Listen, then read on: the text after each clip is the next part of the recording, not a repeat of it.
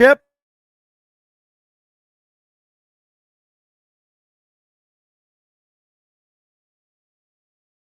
Our microphones are not muted. That's weird. Well, That's stop right. saying things. Hey guys. Well, there used to be cool music, but I got a copyright strike for copyright-free you music. don't hear us So talking. here we go. Hello. Just imagine there's a cool metal song like 5, 4, 3, 2, 1. Oh my God. You're welcome. I completely forgot about that shit. Did you really? I Oh completely my God. Oh my God. That was so good. I like that there's like 7 seconds of silence too, because I had to cut off the brief intro where Stan was like mid-sentence when I clicked it. Oh But my God.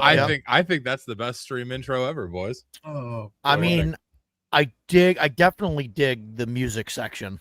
Oh yeah. Like maybe I that's just clip fantastic. that and loop it. You know, so Yeah. I don't know. I want to try and find somebody to do an acapella intro for my channel. But Oh, I that'd be don't know. good. That'd be fun. Got to figure out what's going to happen there. So we'll see. Right.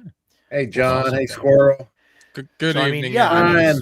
Since we're live, if anybody can sing acapella and wants to do an intro for cheap decently or free, well. hey. Yeah. So anyway, happy Friday. Sing everyone. decently, or if they could sing super poorly and want to do it anyway. I mean, we basically did for mine. So, but happy Friday night. Welcome to Grognards Assemble. Today we are talking about our favorite adventures because, last week James and Stan talked about Shadowed Keep on the Borderlands for 40 minutes, and I thought that was pretty cool. 40 minutes? No, 40 minutes. It was like 10, Jesus. but it was funny. Just won't let it go. So Jesus, no, stay on topic. I thought it was a good thing. I learned a lot, and it was inspired by. I was like, oh, that makes it really easy to figure out what the heck we're going to talk about next week. Because I got to say that I am glad that I did not buy Shadowed Keep on the Borderlands in hardcover, not hardcover, but an actual hard copy of it. Yeah, because they're changing all the. They're actually putting real covers on the on the books now. So. Really? They're not just black books with the red font. They're going to have, like, they started redoing them and reissuing them. And yeah, they have like different art on them and all that. So we saw that for the main 3. Like, did they also announce that they're doing that? They'll do the rest of them. That means they're going to do the rest of them. Just don't ruin my hopes and dreams here. All right. Well, Robert Stanton, how's it going? Hi. Brian, hi. Technobabble, BD Squirrel, John Collins. Jimmy-san. People. How's it going, everybody? So, all right. Well, I know we didn't really have a lot of criteria for this, and we are hoping to have a 4th join us. It'll depend on if his family abandons his home within a reasonable amount of time. But on account he lives in the South, it's unlikely. Or Stan, is that how if family you're out works? there. Yeah. Stan, if you're out there, Stan, get your phone out because we know you'll try your computer and it won't work. Massive shout out to NPCs for Hire Ed. He drew an awesome picture for my Monday night game of the boys killing a chimera, and it was awesome. Oh, cool. Yeah. So that was pretty great. So anyway, let's start with James. James, give us. Why you gotta start with me? Because you're to my right. Because you're gonna pull your 3 things. And you're gonna blow your load in the first 5 minutes. Yeah. Let me see here. So might as well just get it over with. Yeah. Damn it. I was trying to. And he's gonna be all like, "Well, it's this one, and then this one, and then this one. I'm done." Well, which one are we gonna cover first? We just pick one. I have my own personal order for how I'm going to present them. I mean, all-time favorite. It's entirely up to you. You can do all-time favorite. You can I would start from the bottom, but you can start from the bottom, work your way up. Boy. What would be the bottom? Oh my God. That's up to you. That you should select something. Hey Hunter, how's it going, buddy? Oh my God. Hey, no one of consequence. I'll talk to chat while James figures his shit out. Chance, how's it going, buddy? Hey!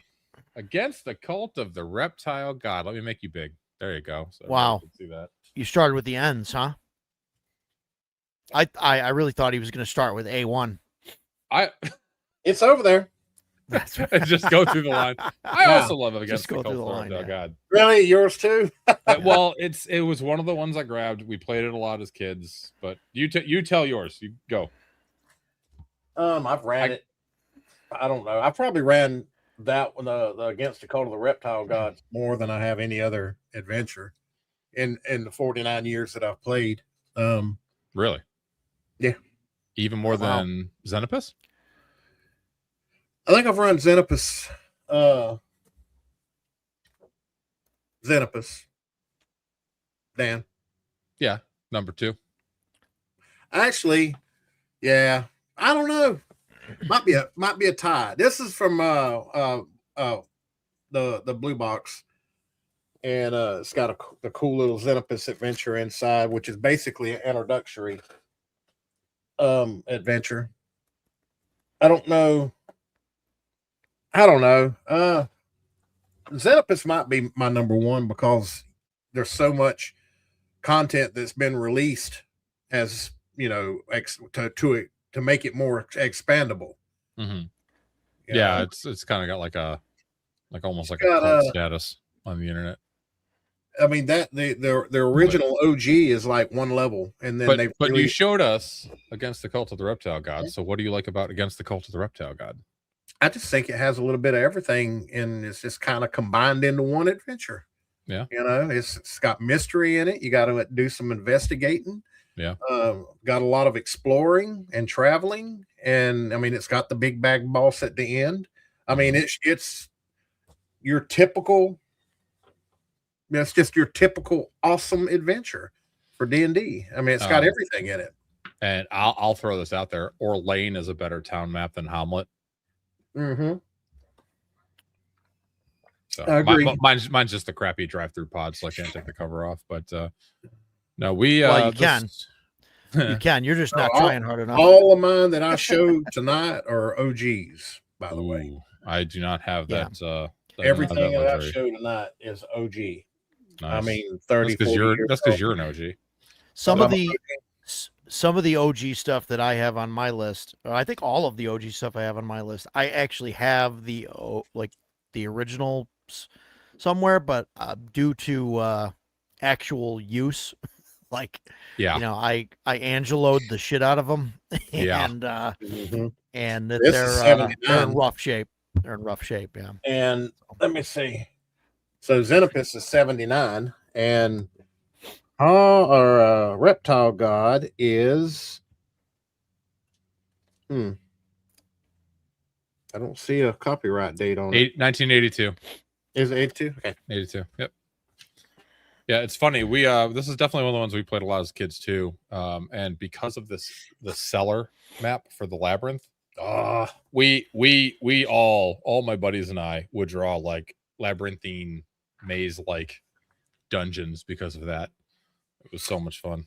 And another good thing basically everything I'm going to show tonight, people have done projects for realistic maps on all of them. Hey, Shellback. Hey, Steel Valor. That's true. That's a lot of these classic modules for Roll20 and Foundry. Yeah, you can find very free, very, very nice VTT maps for a lot of these that people have made. Yeah, I think I've got oh shit, there's one that popped in that I did not. I don't know. I'll show it later. Yeah, I know on drive through. I believe his name is John Pentar. He did a really, really nice map for another adventure that I really, really like. That'll be making an appearance here shortly. But there's a lot of good options out there, both free and paid for those old adventures. Yes, Shellback. Some people still use VTTs. I used one earlier today. When you can't find real life groups, you ain't got much of choice if you want to play. Yeah, I think that's about all I do now. VTT. Dan, you've kind of talked about it with me, but I think I'm going to run Call of Cthulhu online, just because I think that there's a handful of people that want to play it with me. That that'd be fun. Can you pop up John Collins' comment there? I just want everybody to know that Angeloed. I'm making that Angeloed. I'm making that a word. Yeah. Angeloed and Angeloing the book. I have said that to Angelo, and I'm gonna keep saying it Yeah. until I can get like Tenkar and those guys to start referring to Just it. go as that. copyright it. That's Dude, where I'm Just at. get copyrights to it. I was in Angelo's game at EggCon, and I got to see his books firsthand. They are rough. He was. What was he doing to him? Oh, he folds them back over himself. He was. I watched him on a Angeloing video them. he made. Yeah. What was it? He had one of the core books, and he had it. And Yeah. he was like, Pretend this is Pretend this is the 1E DMG or the 1E Player's Handbook. It all the way around. He'll treat it like a coil bound. Yeah. Right. Yep. I'll do this to a drive-through pod because I don't care. Oh, It's sure. $12, Right. right? But but beats the hell out of no. The- See, you're wrong on that though, because when he flips his around, it makes a slapping. Because there's that's because there's no leverage. He slaps those covers like booty cheeks. But No, it's just the first. It's like the that book. You first have to kind time- of bend it. The His- first time you ever do that, you will hear that book scream and then crack. Right. Yeah, yours you had to bend it when you did it just then. Right, His, yeah. when he flips it around, he has to catch it. But It's- also perfect bound pod. Yeah. Just making Yeah, sure everybody's aware. Not committing book No, abuse against a real book. Yeah. So all right. No, I I hear you. mean, this thing here, mint. Oh, he's still Well, talking about his. don't do that. Don't do that. All right, Yeah. Roger, what do you got? So I started going through this list, and I think a lot of my stuff is older, just because for several years, like I just run my own kind of thing. Mm-hmm. So I guess for the first things that I'm going to mention is sort of cheating. These are modules that I haven't run yet. Yes, Steel Valor. Yes, but there's stuff that I really want to get to the table. I've read through them. I think they're awesome. And they're for different systems. One is Mothership Decagon. It's a very small module. Yeah. It seems really fun. It resets every 10 minutes. So every 10 minutes you like loop back to the start all the time. It's like a time thing, which is really cool.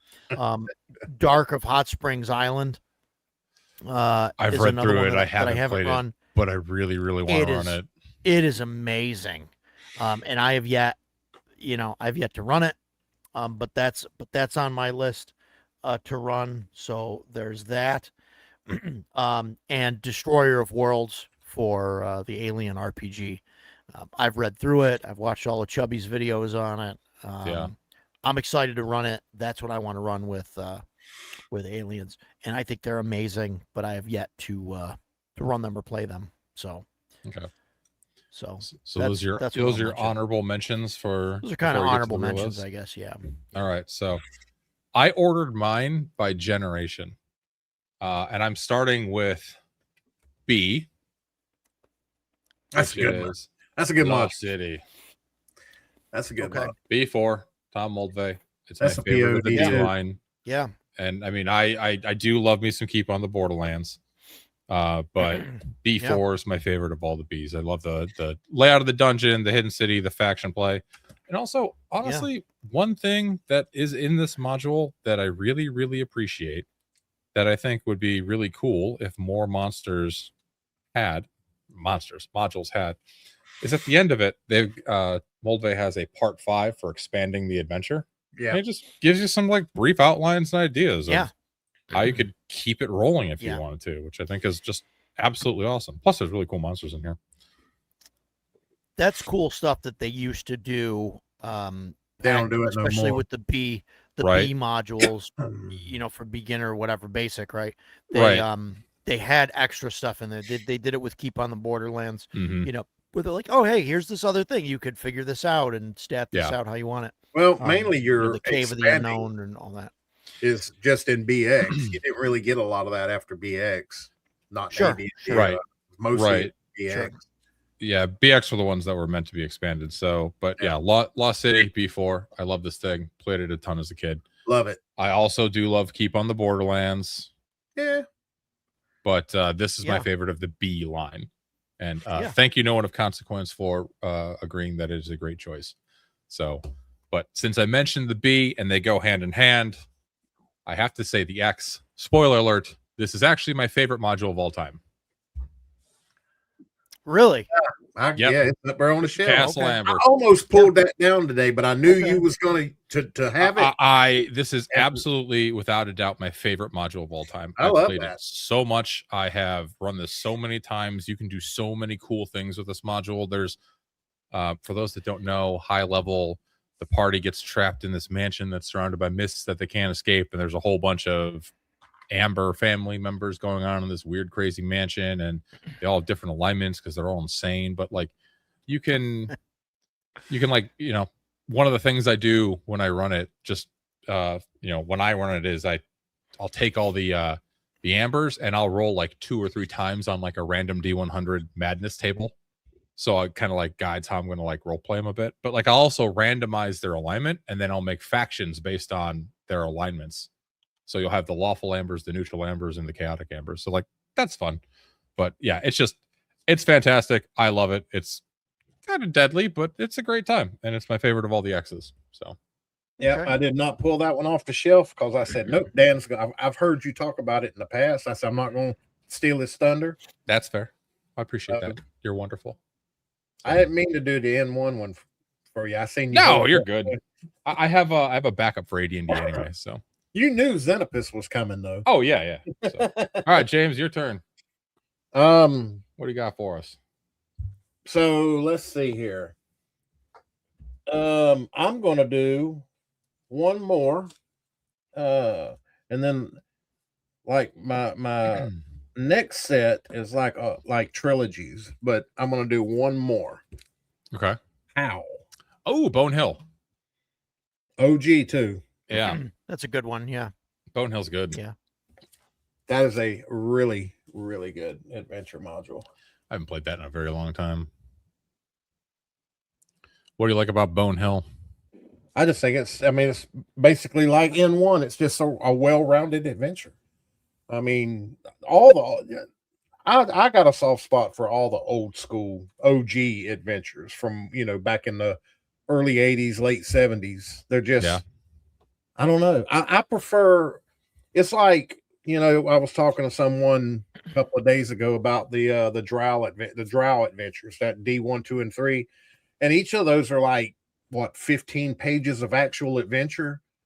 And yeah, I love those because it doesn't handhold you like the 5e and stuff, where they write a damn book this thick. They give you the nuts and bolts and say, here, go have fun. And then you just expand the hell out of it. I could run the D series and all 3 of them together would be about 50 pages maybe. Yeah. So I love the OGs. I like how they just give you the bare nuts and bolts and just tell you to go run with it. Yeah, but go ahead, Dan. Go ahead, Roger. I'll wrap up. That's like, it's great, right? Like I agree with you. Like that's the way the old school, was like here's some blank spots, and this is sort of how you fill it in, and then it taught you how to do all that stuff.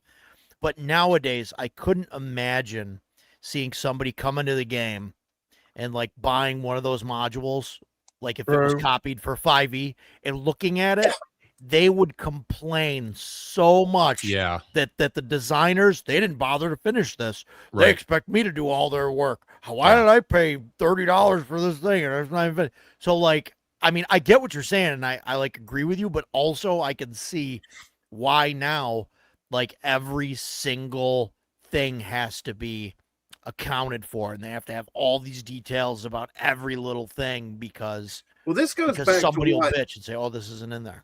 That's what I remember hearing. I don't know if it was Dan on another stream. I don't remember, but that's the difference between OSC, OSR, or classic and 5e. 5e, you're just telling a story because it's all wrote out for you.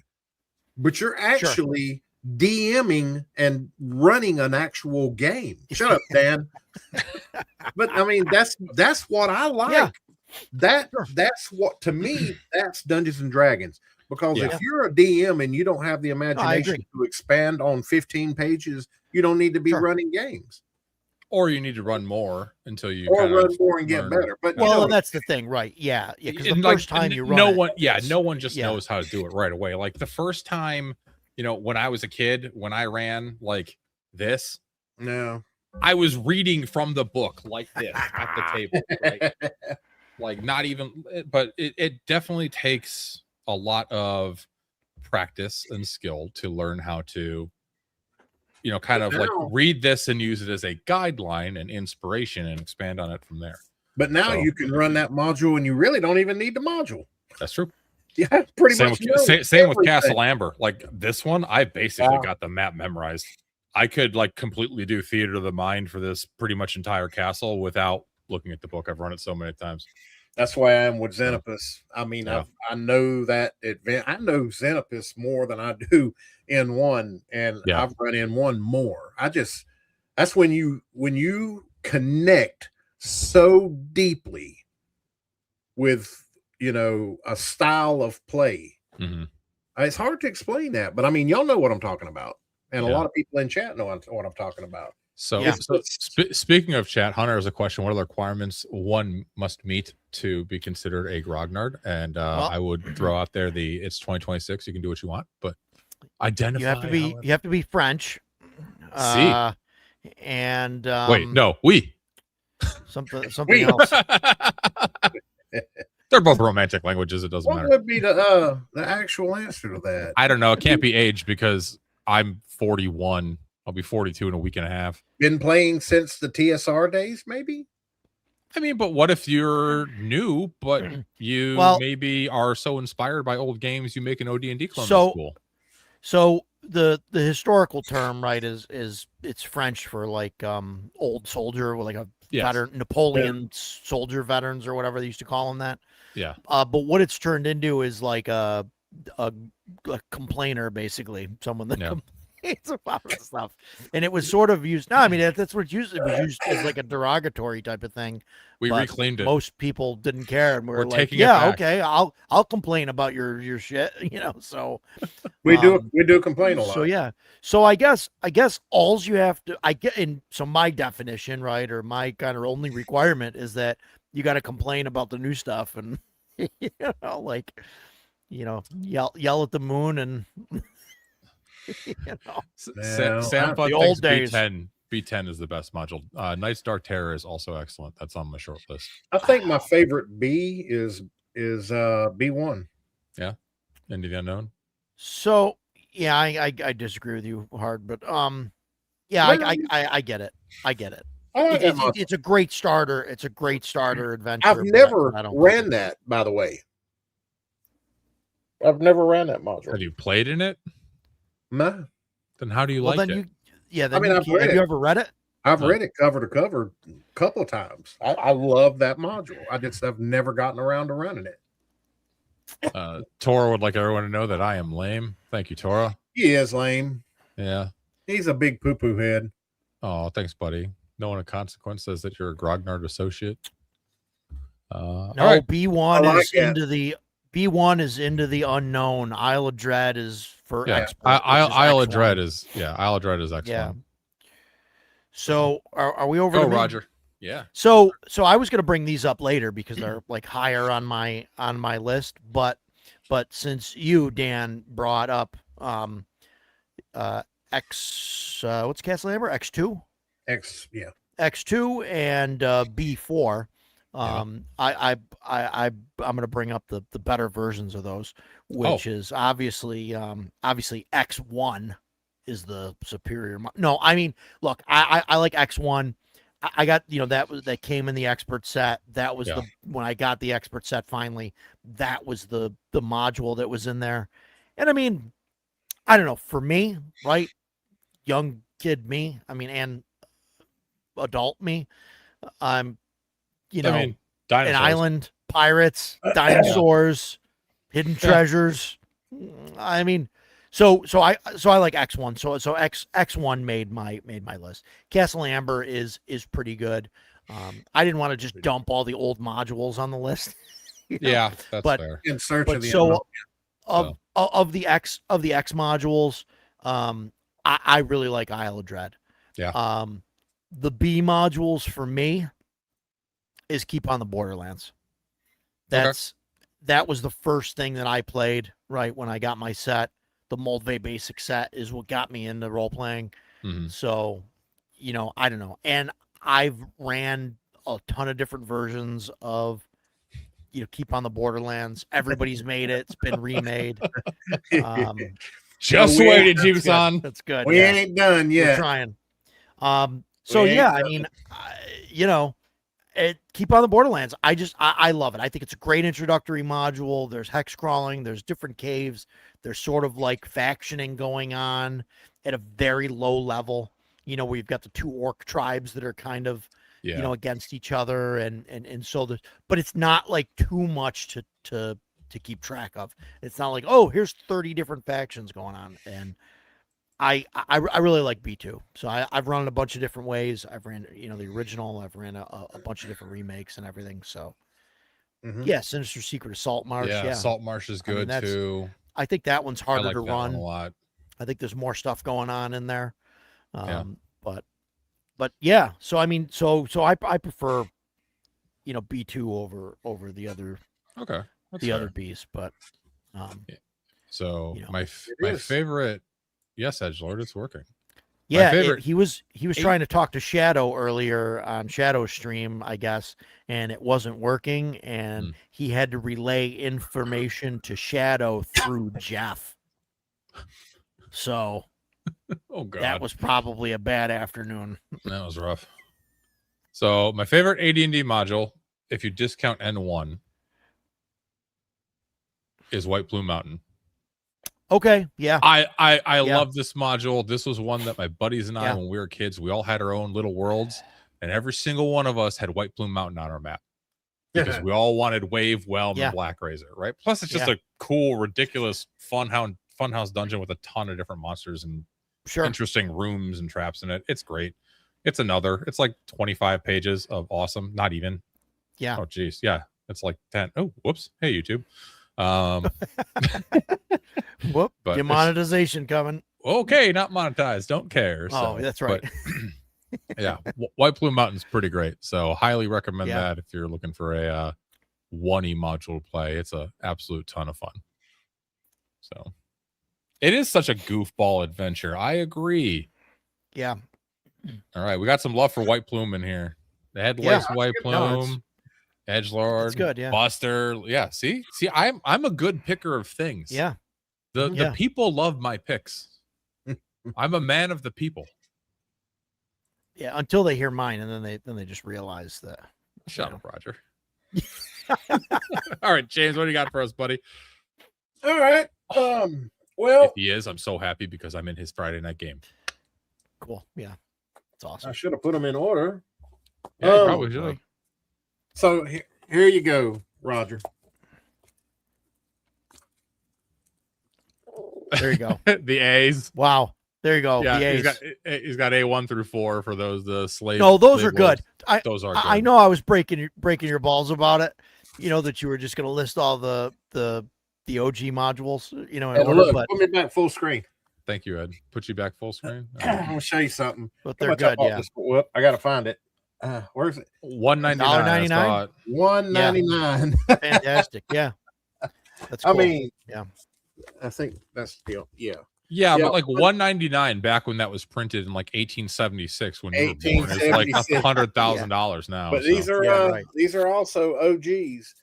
Because you're an OG. I think my favorite series is I like starting out. I made the video on A0 Danger at Dark Shelf Quarry today. I saw.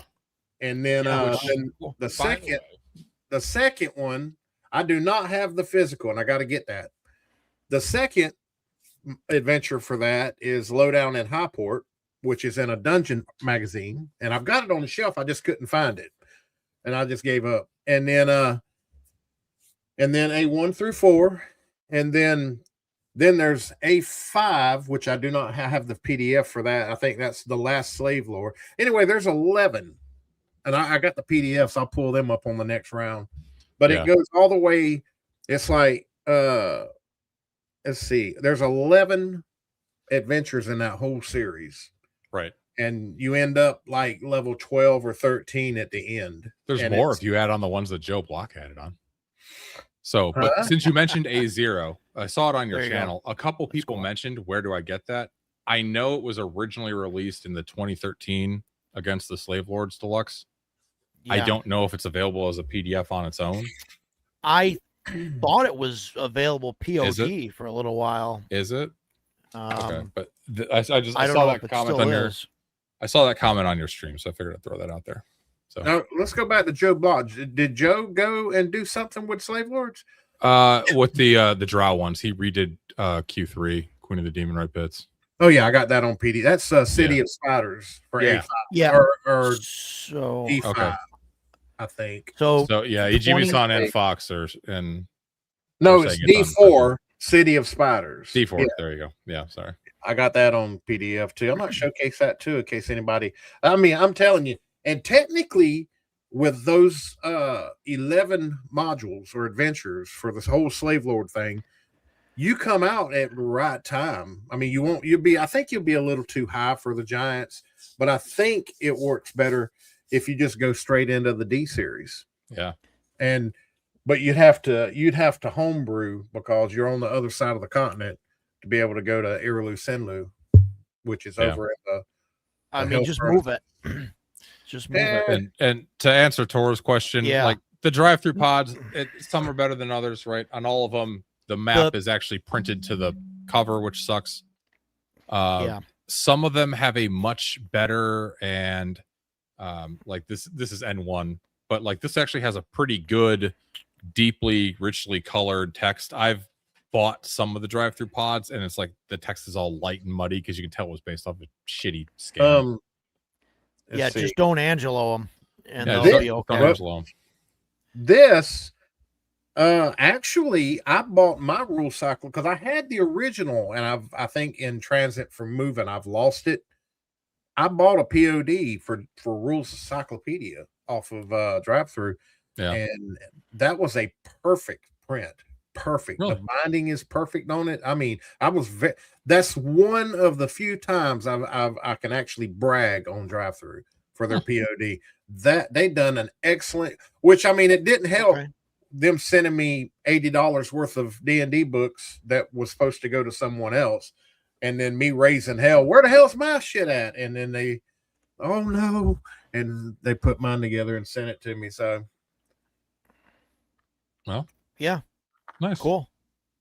All right, and Roger. for those that don't know, you can buy BX on drive through as well now for $14. So, Dan, I'm glad that you picked the ones that you did, really, because I know we overlapped. You keep picking better ones in the same series. Well, better ones, yeah. Well, you know, I mean, I get it, right? Like White Plume Mountain is good. I mean, your picks are good, right? Like, I mean, I'm just breaking chops, but thanks, buddy. But like the S modules, like, you know, I didn't want to put, like I said, I didn't want to go through the entire list of DSR modules and just dump all them on the list because I figured Gramps was going to do that. But so well, I mean, not all of them, but so White Plume is fantastic module for me though because I'm a little goofy. It's S3 Expedition to Barrier Peaks. Yeah. See, I actually never played that as a kid. I'm in Bill Sylvie's game. It's my first time playing it. I'm having a blast. Yeah. Well, I won't spoil that it's a spaceship. Oh, thanks, buddy. I didn't figure that out. But why are these walls metal and there's laser guns? It is cool. It's just goofy, and I kind of like that stuff. So I really liked, you know, Expedition to Barrier Peaks. So that's my S. My S is special, I believe. It's definitely very cool. Definitely special. But yeah, and then, you know, I looked at the other S modules, like I think S4, Lost Caverns of Jaranth or whatever.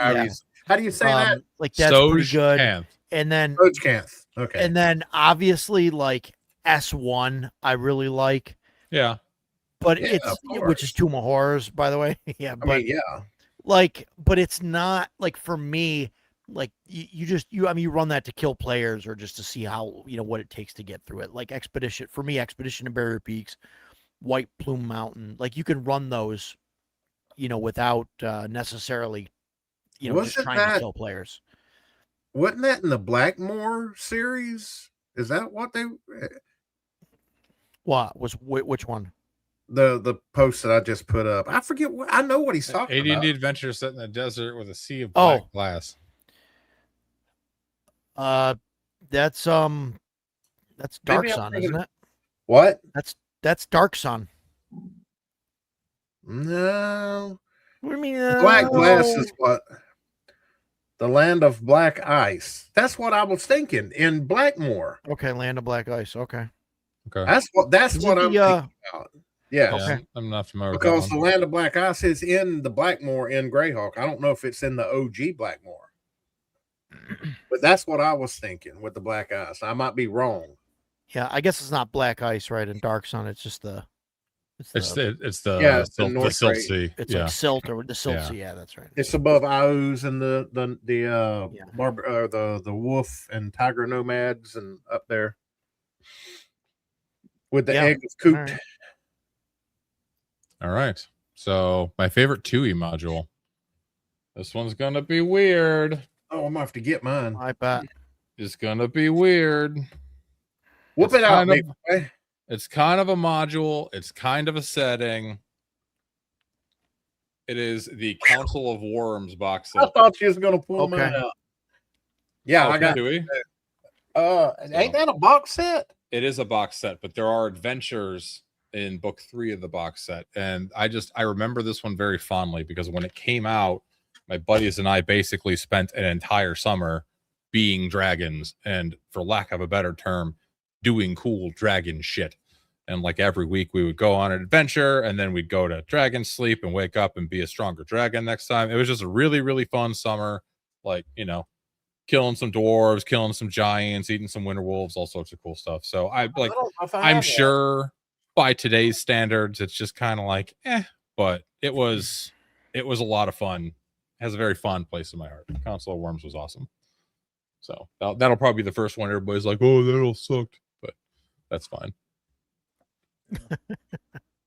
Yeah, it's interesting, right? The way that the first modules and the early stuff that you played, like it really sticks with you. Yeah, that was Council of Worms was awesome. But if I had to pick a module from, can't do any of the Dragonlance ones because they all suck. So Yeah. probably Choo choo. some of the Yeah. I played a lot of Dark Sun, but the Dark Sun we played was a lot of homebrew Dark Sun because the boxes were hard to find back in the day. Yeah. Yeah. So, all right, James, what do you got? Lost. Whoops. What are you doing? Oh boy. That's. I-5 Lost to Martek. I haven't played that one. I'm not sure. I don't know. It just made me think of Something made you think? Shh. Second edition, right? Yeah. Well, I mean, you can do whatever you want. You do whatever you Actually- want. I don't have any second edition modules on my list. Right. Yeah. Well, This is just how I chose to put my list together. You don't got to copy me. Well, hell, this ain't even second edition. I'm gonna have to go to digging. Oh, Well, Jesus. I will throw this up as an honorable box set mention. Night Below. Night That's a good Below. one. Okay. Yeah, Night Yeah. Below is a good one. I thought that was the second edition, but it's not. I mean, I mean, you could It's probably run it in AD&D. second edition. yeah. You know what? Yeah. I know a lot of the stuff kind of in the transition period, they just branded as Advanced Dungeons and Dragons because it worked for both. I mean, Yeah. I dug it Yeah. out thinking it was second edition. Well, okay. All right. Well, congratulations. Come back to me. All right, Roger, you Yeah. go.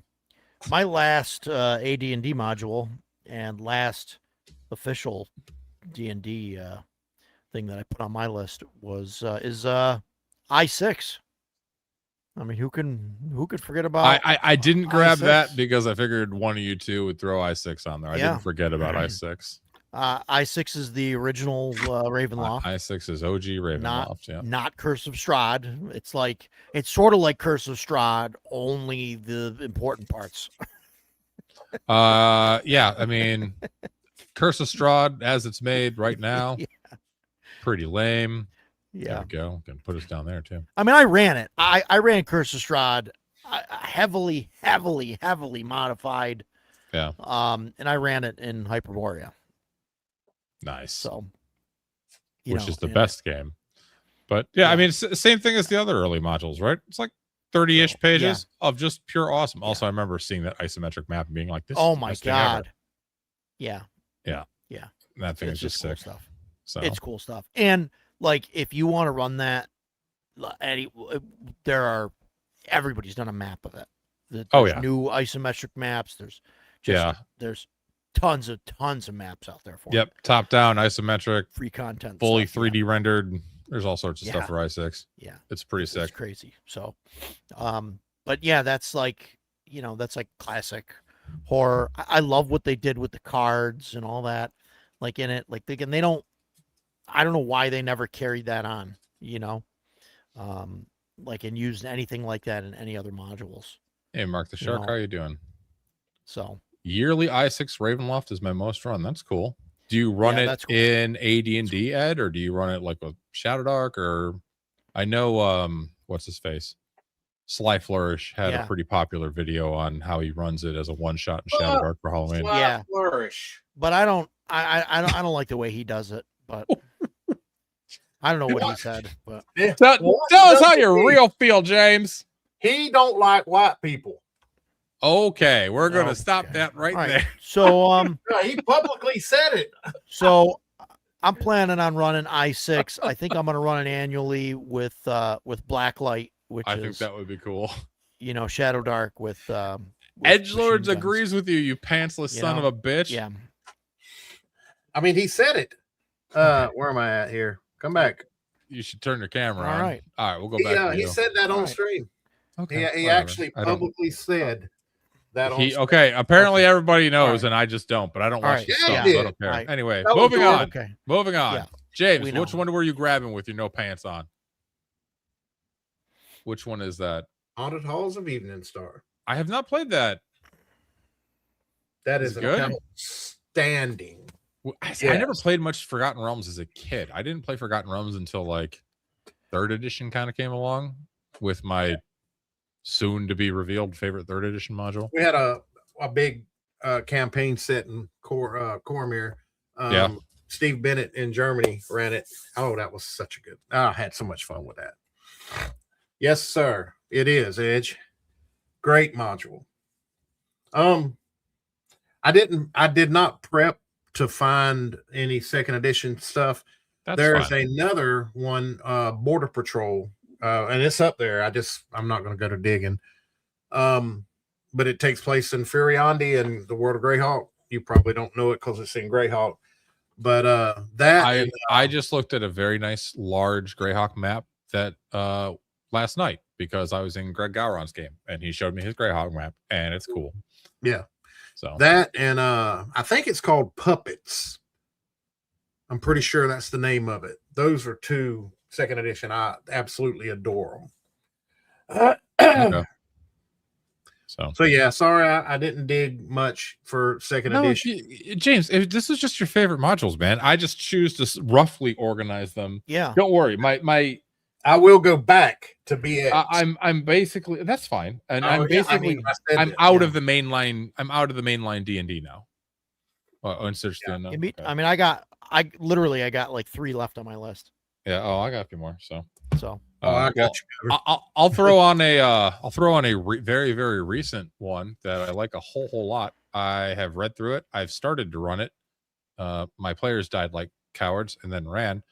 And I was in it at EggCon. And it is Greg Gowron's Lost Tomb of Casca and Dying. I just bought that. Okay. Really? This is in my opinion 2 days ago I bought that. So it's for Osric. Ain't that that's a sequel or is that the first one in a series? This is his first one. He just kickstarted it earlier this year. What was the second one? The second one, the Kickstarter is going live in a week. Okay. So he hadn't done the Kickstarter. Okay. Right. And he's working on the 3rd one. Full disclosure, Greg's a great dude. He lives like an hour south of me and I'm in his game, but the way he built this module, it's built as an adventure site, and it's built as like a one-shot or a tournament module. So you're meant to get through it in about 3.5, 4 hours. And I absolutely love stuff like that because you can insert it into whatever you want. And it's just, it's like a, I don't know, 15 to 20 room dungeon, probably. Let me count.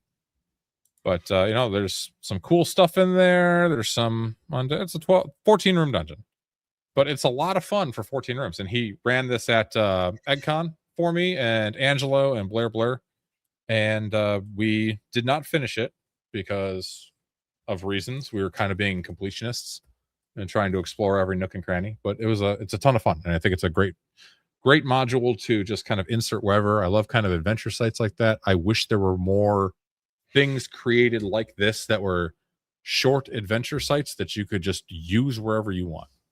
Yeah. So I wanna chest up for Dan 1 second. So all three of us are live streaming from our own channels. okay. Dan, aka the smallest channel of all, has more viewers than either me or Roger. Yeah. Well, How? I mean, Well, thank you. because it's his show and he's, right. I'm chest thumping for him. He's running it. He's actually advertises it, I think. Congratulations. I do a little bit. Well, Yeah. thanks. I'm We're trying really to learn how. trying to help him grow. I'm trying to learn how to be a real boy Good. YouTuber. Yeah. If he'd just released videos, I have two. I have Two. two Yeah. in And how You're many doing months? fantastic. in 3 months. You're doing fantastic, Dan. You're Yeah. doing fantastic. Yeah, You but I have do what makes you happy. I have a Good ton job. of live streams that I've Hey. weaseled my way onto. Don't worry about it. Yeah. You're You're doing great. smoking us them viewers. I can't say So. a word. Congrats. Well, thank I you, mean, buddy. Professor DM just said that he was going to 2 videos a month, so Wow. Oh, did he really? Instead of So- every Monday? he's going every other week now. No kidding. He's gonna I try to do videos. 2 a week, It's, so and then we do 2 live streams usually. So, Yeah. Well, I think instead of playing them, I'm just going to take the day off. Me and my mom's going to go to town and just hang out, spend the night with Ma. Thank you, Tillian. You're a nice person. I appreciate you. Get some He's love in come the a chat. long way. Yeah. Dan is very motivated. Yes. Dan is is by like food. super motivated Hey, Shadow. to get a staff badge. I- Understand why. And I he sure did it. was. And then he was super motivated to get a gold star from me. You're damn And right. Literally did everything. Like Well, Dan's my boy. I'm happy. Yeah. I just wanted to be helpful. no, I try to keep him motivated. Yeah. Thanks, James. All right, give What us I the next do? one, buddy. I mean, he forgets to announce his video, so I have to go and Oh, announce your video in Discord. I'm not And then- used to like bragging about stuff or But promoting stuff. You know, it helps your channel. You're not bragging. You're just letting everybody know, hey, I released. a new I'm video. learning. Okay. boy. What That's- is this I became got- Dan's doing a good Oh. job to shit on Dad real quick. That I coin got flipped you. real fast. That's what I'm here for. I got you, brother. I'm your. Dan, I'm your, did you have I'm another, wingman? I'm your Did you have wingman. another favorite adventure? Yeah, well, if you've only got 3 left, I'll go ahead and throw out one of mine. This is an OSE adventure, and so my actual favorite of the 3 is in the Shadow of Tower Silver Axe. This is by Jacob Fleming. It's OSE. It's like a mini setting. It's in the zine. The party is like in this mountain valley. There's a dwarven town. There's a whole bunch of different ruins that you can explore. There's like a forest with elves that are going to eat you if you go in there, which is pretty cool. Spoiler alert. But it's just a lot of fun, interesting stuff to explore, and it's very sandboxy and very open. And for like the $12 or $13 that it costs, it's great. And the Jacob also has 2 others. Through the Valley of Manticore is similar. This one's great. His third one, I haven't actually played it yet, but I figured I'd throw it out there because I love the first 2, is the Scourge of the Northland. So all OSE modules, all fantastic. Yeah. So. Yeah. But all right, James, what do you got? What are we on? I mean, I I don't. Whatever. I don't have. We're not on we're anything. on Just anything. We give don't us have a modules number. that you love. I Just don't go. have. I don't. I've never played 3rd or 4th edition. So August I'm gonna- 17th, Mark. I'm going to finish off my live books I'm going to continue with my favorite series. Yeah. Oh, against the That- Giants. Oh, G1, against 2, the 3. Giants. I don't have, yeah. See, if I'd have What do known way back then that buying the like black and white copy covers was the cool thing to do, I'd have bought them all because I remember when they were Yeah. there. But I was like, I don't need them. I got the cool one. It's green. Tor's going to So- give me the gift of death in his Axe campaign while I'm gone. And then, and you know what? These two right here are in the running for my number ones. I mean, they really? I adore. Oh, D1, 2, and 3. Okay. I all right. adore. And then, of course, Yeah. all these are OGs too. I'm bragging on them. And All that's these fine. are OGs. I got a couple. I got a couple over there.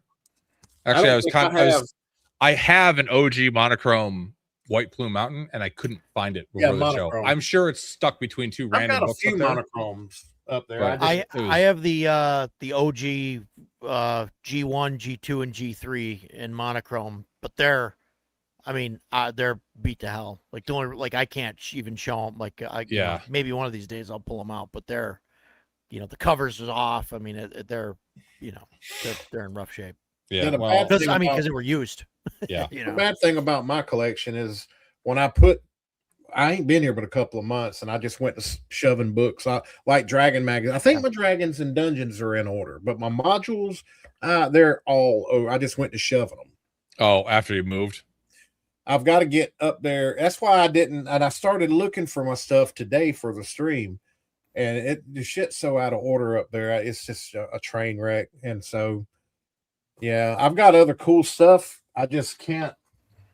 I don't know. They're everywhere. So, Oh, but good yeah. thing. And for those that are in the other two channels that don't really know me, well, yeah, they're kind of not.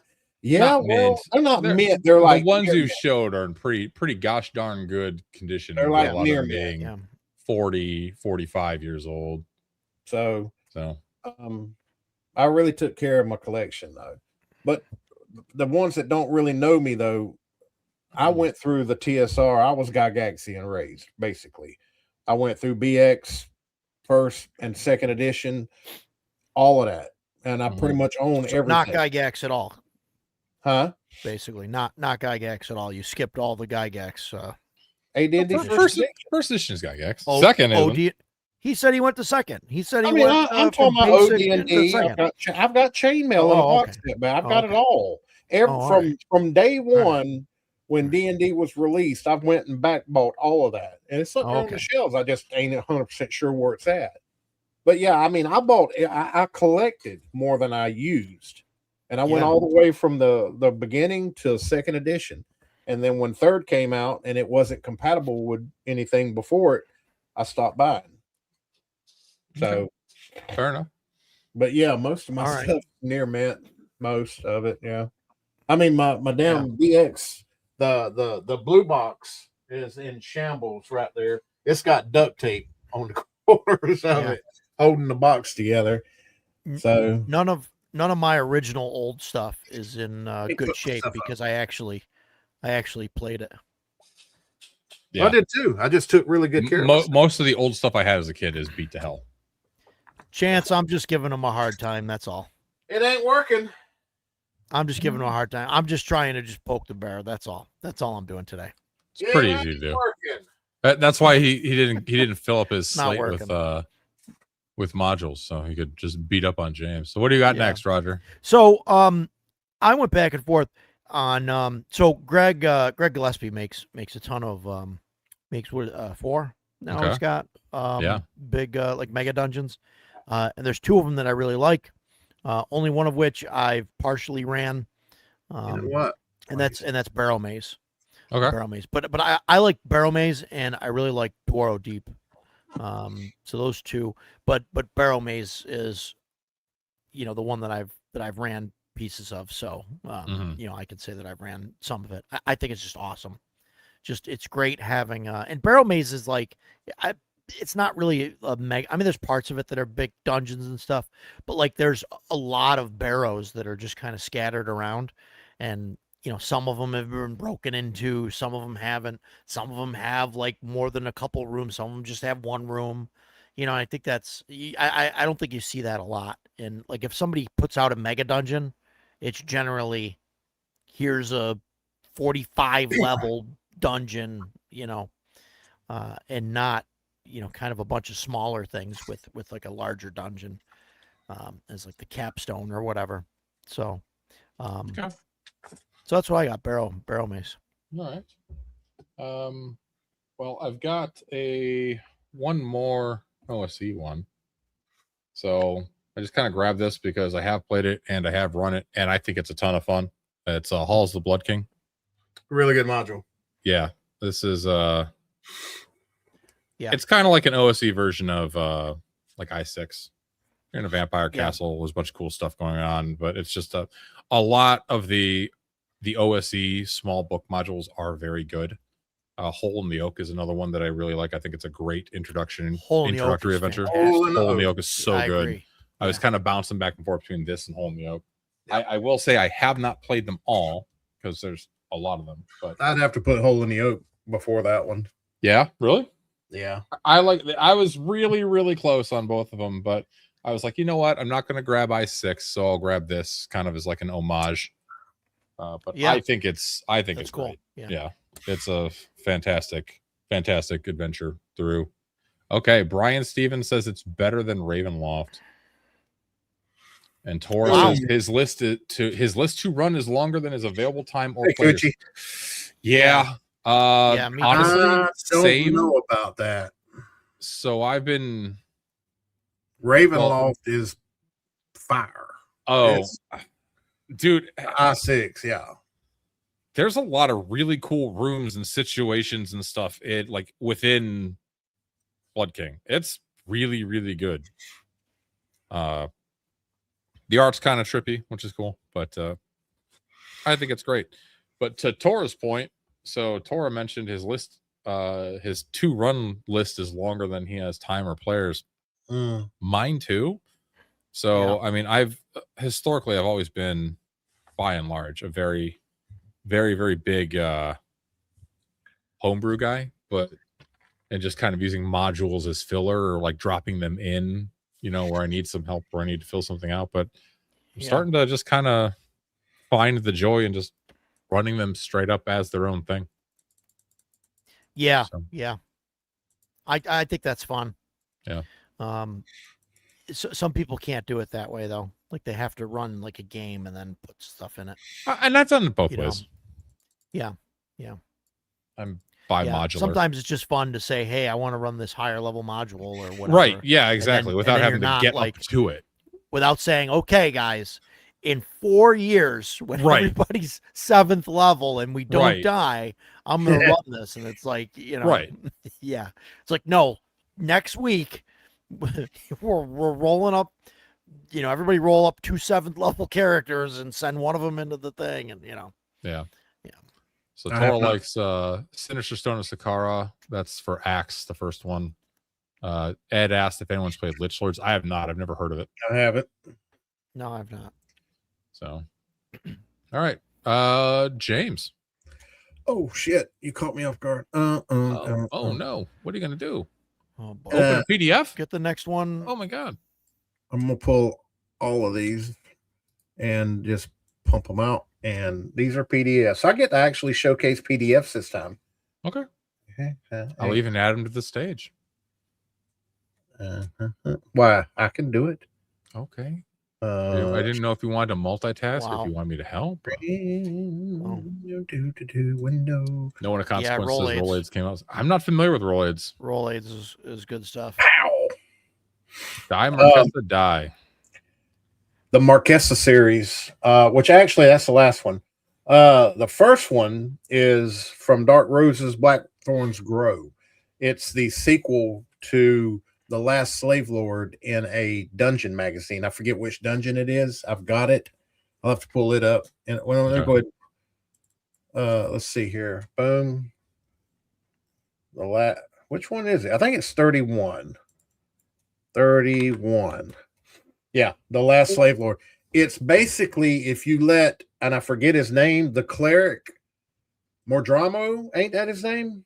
In A4, if you let him escape, he retreats to this place, and then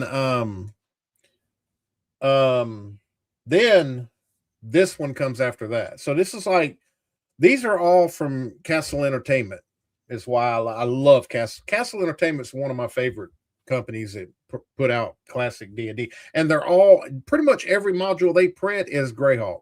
Everything. Okay. So it's CASL Entertainment, 2 words. And then Thicker Than Water, which I don't know why it never pulls up the front of it, but and it continues with New Slave Lords, at which and you do a lot of traveling across Greyhawk too, up to like the County of Ernest and then the Duchy of 10. And then this is the 3rd one in that, which takes you to Crescendo and Coda, which is an 8 to 10. Then my favorite is the Marquesa trilogy. I love this trilogy.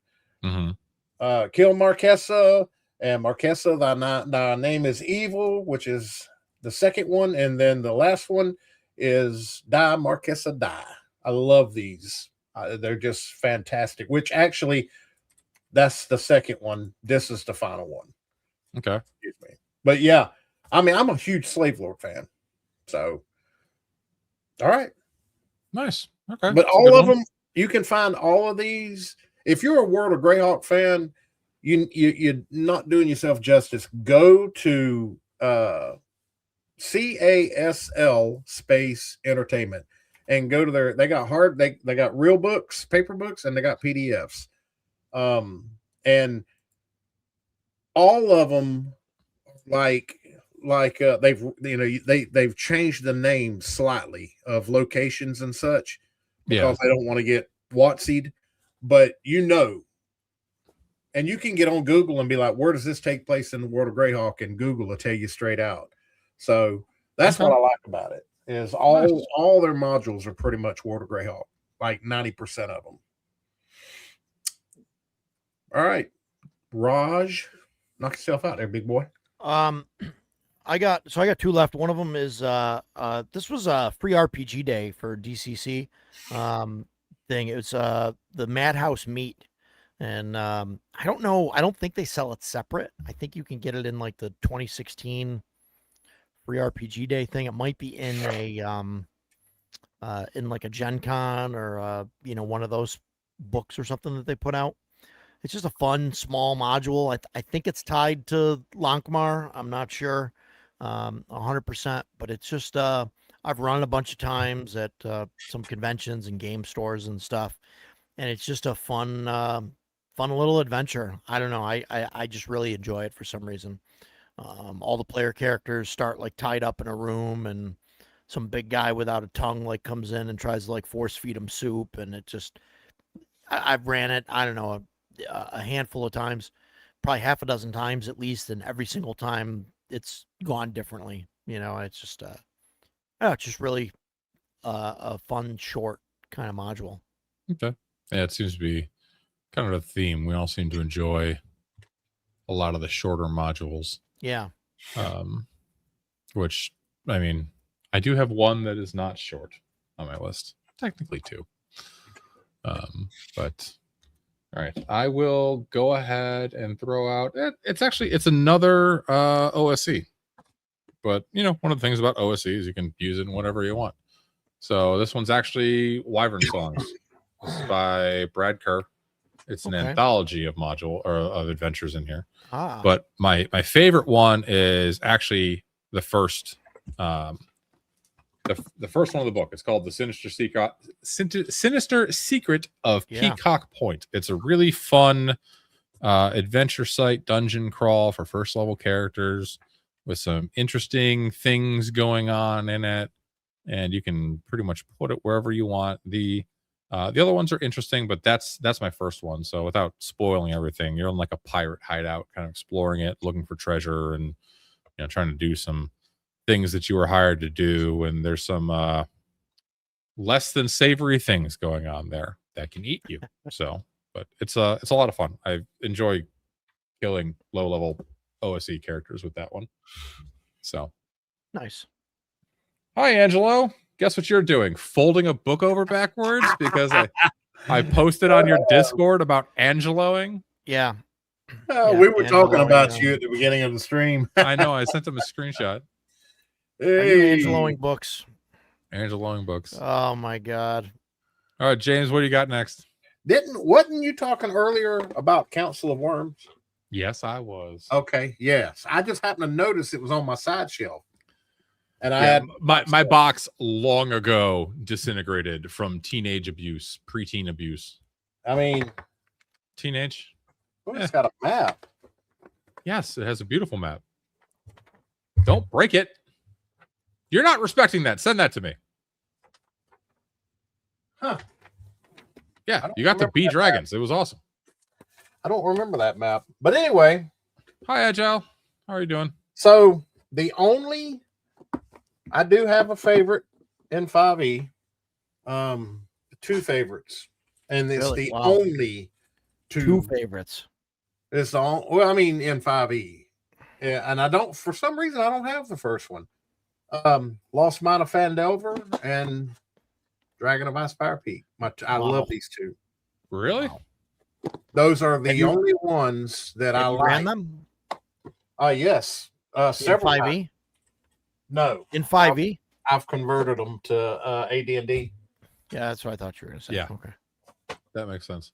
Okay. Why would I want to run them in 5e? I don't. Well, I mean, because that's what they were written for. I just. So, you know, Angelo was in fact bending back his DMG, making those cover cheeks clap for all of us. I'm sure. Yep. Could hear it. Oh yeah. Yeah. So, but yeah, those are the only two that I like. So Robert Stanton did ask if they were going to reprint Scourge of the Northland. So a couple weeks ago on one of 10 Cars Thursday night hangouts, the people were talking about, like, someone was asking about starter OSE modules, and I mentioned Shadow Tower Silver Axe and then how much I loved it and how great it was, and then a few other folks mentioned it. So links got posted to Gelatinous Cubism. There were some 2 weeks ago. Now they're out. I don't know how many, but it was there 2 weeks ago. You would have to email them and ask if they're doing another printing of it. But the nice thing about it is if you get it from Gelatinous Cubism, they'll send you the maps and everything for it, which is pretty cool. So let's see. Angelo told you to fold the map over a couple times, gave me heartburn. Chance is pointing out that my box is destroyed. Stack all your hardback books on top of any box sets you have. Oof. Yeah. Oh boy. My Council of Worms didn't necessarily get stacked to death, but it did get just, preteen / teenage Dan not respecting your stuff abused. Yeah. And let's face it, mid 90s TSR, a lot of that stuff wasn't nearly as good as the older stuff in terms of quality. So, and like durability. All right, Roger. Oh, hi, it's me. So, I used to run a lot of DCC, Dungeon Crawl Classics. Okay. I guess not back in the day, right? But like, far enough back now, I guess. But and one of the modules that I really like is number 94, which is Neon Knights. Okay. And it's by Brendan LaSalle, who I think he's a fantastic DM and writer. I know some people disagree with me, and that's okay. But it's a great module. I mean, DCC is a little, gonzo anyway with stuff. But the module starts off where there are these things that are these like sort of undead things are going to attack the city. And they're like amassing outside. And your group gets called in to try and figure out what to do about it. And while this like commander of the guard or whatever is like trying to explain the situation and talk about it, at the same time in another dimension, it's actually on the purple planet, but I don't know if you know that. Spoilers. But there's a wizard that has a staff of summoning, and the players, like he casts that, and the players get summoned to him to like protect them as like summoned creatures or whatever, Mhm. and they're there for like a handful of rounds, and then they get sent back, and then Angelo wants to know what and then module it you're talking happens about. again. Yeah, I'll tell him when I'm done talking, buddy. Okay, well, you acted like you And, didn't see the chat. I Before- acted like I was going to finish saying what I was saying, and then I was going to respond to him. We're helping him. Instead, you interrupted me. Listen, Gramps. Hey, oh, you don't like it, do you? Carry on. So yeah, no, it's a really fun module. It's for DCC, Angelo. It's a DCC number 94, Neon Knights, Knights with a K. Okay. It's got a really weird like pink cover. I don't know. It's just fun Damn. because you get like summoned.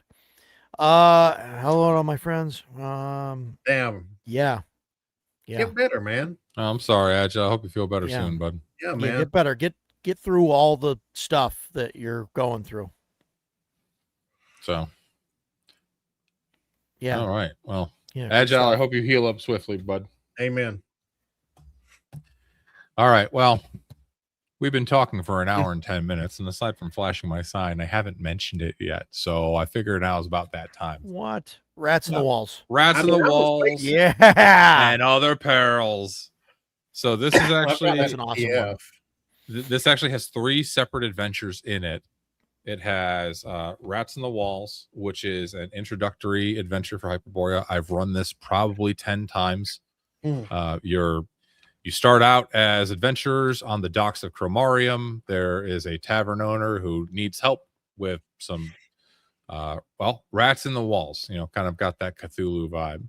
And it's a great little adventure site. It's awesome because you can plug it in anywhere because it's just a tavern on the docks, and it has a map, and you can put it in whatever city you want. So I'm a big fan of it. The other 2 are called the Lamia's Heart and the Brazen Bull, which are also quite good.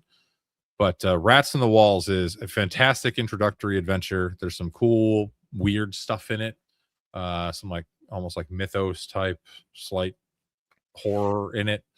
And it's a lot of fun. And it's a fantastic module. I actually wound up running this at North Texas this year because I was in an OSC game. Yeah. And the referee didn't show up. So after about 15 minutes, it was me and 6 other people.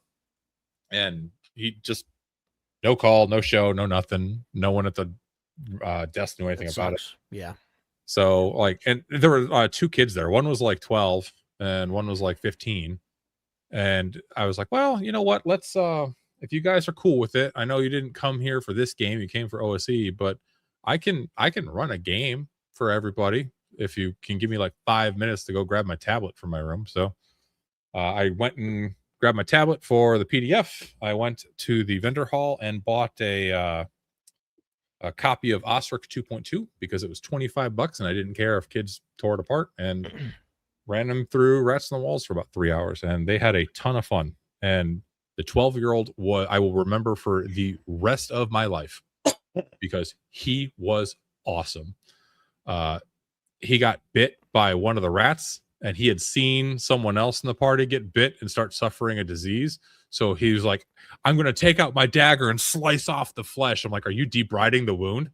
And he was like, I don't know what that means. And his dad was there, and he was like, I'm like, all right, roll the dagger damage. You don't got the disease anymore. And then at one point, he kind of made a demonic pact and sacrificed the souls of everybody in the city and upstairs to save himself. So yeah, when they got done with the adventure in the sewer, they walked up. The city was on fire. Demon armies everywhere. That was awesome.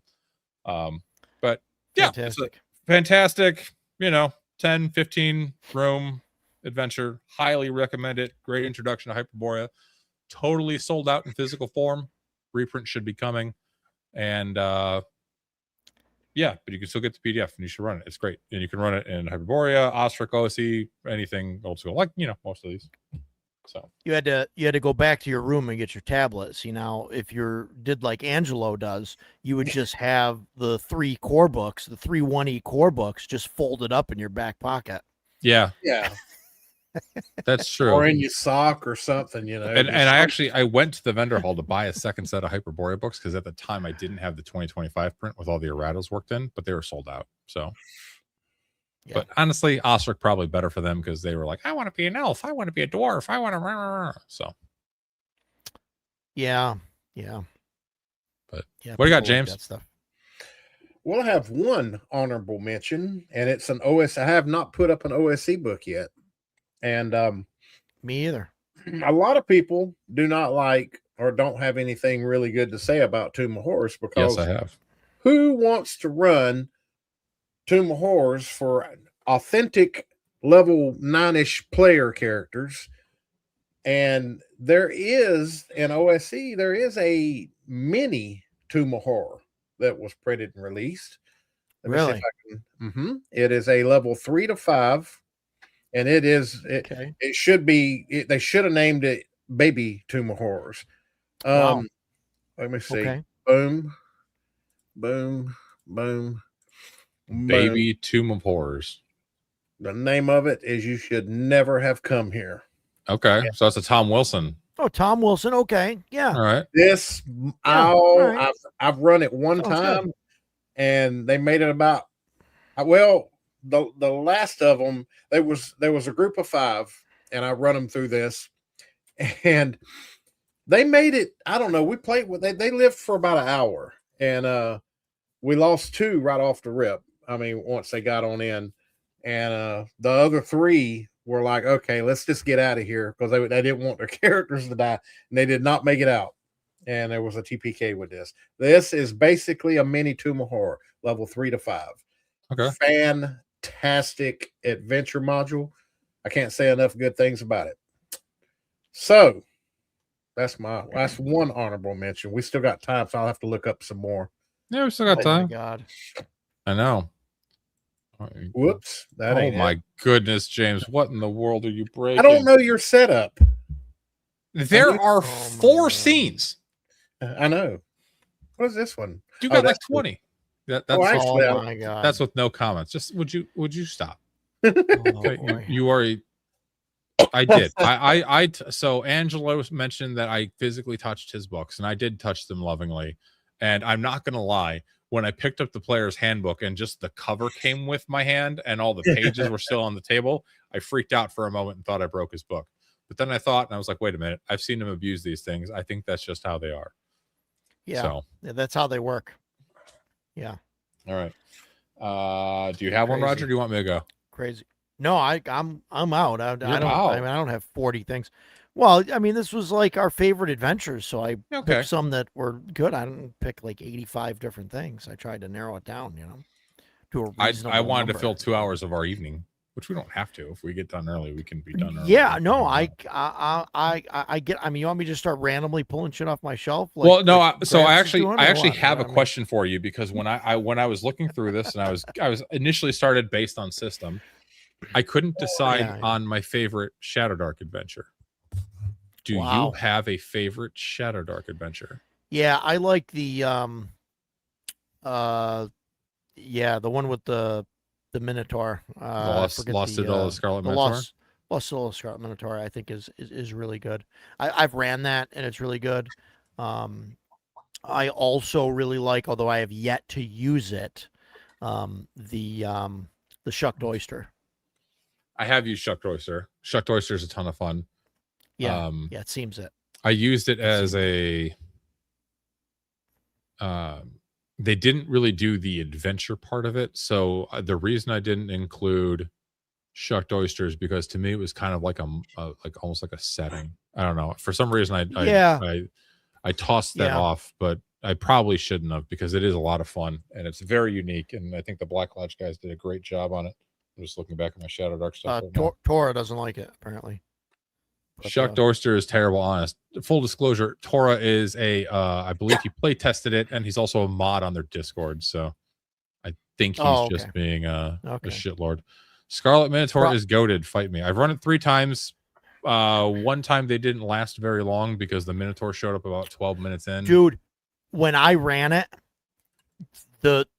my play group, they found the main entrance and the upper entrance, and they dropped a rope which goes right into the Minotaur's lair. Yeah. They went through there 3 or 4 times. and it keeps increasing the chance that the Minotaur is going to go through. Yeah, so they just kept They going back and missed 'em. forth. They missed him every single time. Really? Every single time. The Minotaur never showed up in that room No until shit. like way later. I was like, oh my God, are you kidding me? Yeah. Yeah, I had I ran it one time, and the guys I ran for, they went in the main entrance, they turned right, met the Ettercap, didn't really go into the Ettercap area. He just kind of scampered off. They turned left and went, at that first T intersection, they went into the left room, ran into the Minotaur, and all fucking died. Oh my God. Like, no joke. This was at a game store. It was like 15 to 18 Crazy. minutes of a game. And I was like, well, we can make new characters and we can try again. And then like 2 of the guys were like, well, no, we always heard this game was really deadly, so we're not going to play it. But all right. Yeah. Well. Yeah. Yeah. Well, it scared a lot of people away. Yeah. So I think once I start running Call of Cthulhu, I think people will be happy to go back to old school D&D. Yeah. I don't know. We'll see. I have another Hyperborea. I have my favorite Hyperborea. Really? I've run it 7 times now. Man. Hyperborea. Wow. And each time it is amazing. And that is the anthropophagy of Zambala. So I was waiting on that. Yeah, this is 7 times, huh? I have run this 7 different times. It's like a 60-page module. I'm currently running it Monday nights on my channel, on Erudite DM's channel. Yeah. I think we're 10 or 11 sessions in. It is an amazing micro setting. So high level. It's by Corey Walden.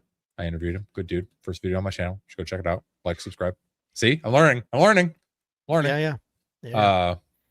But the setting is, so it's based off of the Robert E. Howard story, The Shadows of Zambula, which, if you've read it, there's a desert city and there's a cannibal thing going on. So in this module, every night at 8 p.m., they ring the Eventide bell. All the people in the city go and hide for the evening because the city gets swarmed by cannibal slaves. And anyone who is stupid enough or foolish enough to be caught out tends to get devoured and eaten. And it's awesome. But the beautiful thing about this module that I love oh so much is that it gives you just enough information about the city. It gives you a little bit of like faction interactions. There's like 3, maybe 4 if you want to count the Satrap's forces and his guard, but they're kind of neutral. Factions that the players can get involved with and play around with and interact with. There's a small dungeon right outside of town, like an 8 or 9 or 10 room dungeon that's deadly as hell and will totally eat them if that's the first thing they do, which is great. There's some sites out in the desert. Like, I mean, this is the setting map, right here. It's click my thing. There we go. Like, awesome. Zambala is there. There's some other sites. There's some stuff further out in the desert, but there's so much stuff they can do. And the reason I love it so much is every single time I've run it, it's been wildly different. I've had players that are like, oh, there's cannibals. We got to follow them out in the desert and, figure out what the hell's going on. So they kind of go for like the main bite right away. And there's a good sized dungeon out there for you to go dungeon crawling. Because it's a desert, there's tons of things that you can just drop in. Like, for instance, spoiler alert, this Lost Tomb of Cask Mod. There's a lot of undead stuff going on. So anything that's like either deserty or undeady just fits right in. It's an absolutely fantastic module. It is my favorite of all of the Hyperborea modules. I am a huge fan. It is wonderful. My wife is not wearing her Hyperborea shirt on my stream. Nope. Hi, Dan's wife. Roger says bye, Dan's wife. She says bye, Roger. She didn't say bye, James. Well, Angela agrees. That's a great Hyperborea mod. So it's pretty fantastic. It's my favorite one. And there's a lot of good Hyperborea modules. I'm not like besmirching the other ones, but that one I've gotten so much mileage out of for like, I don't know, the $18 it cost me.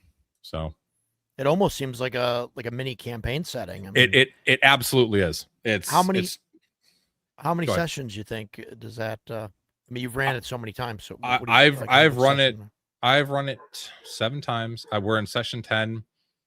I told Erudite and the guys I could totally run this for like every week for a year and be totally fine.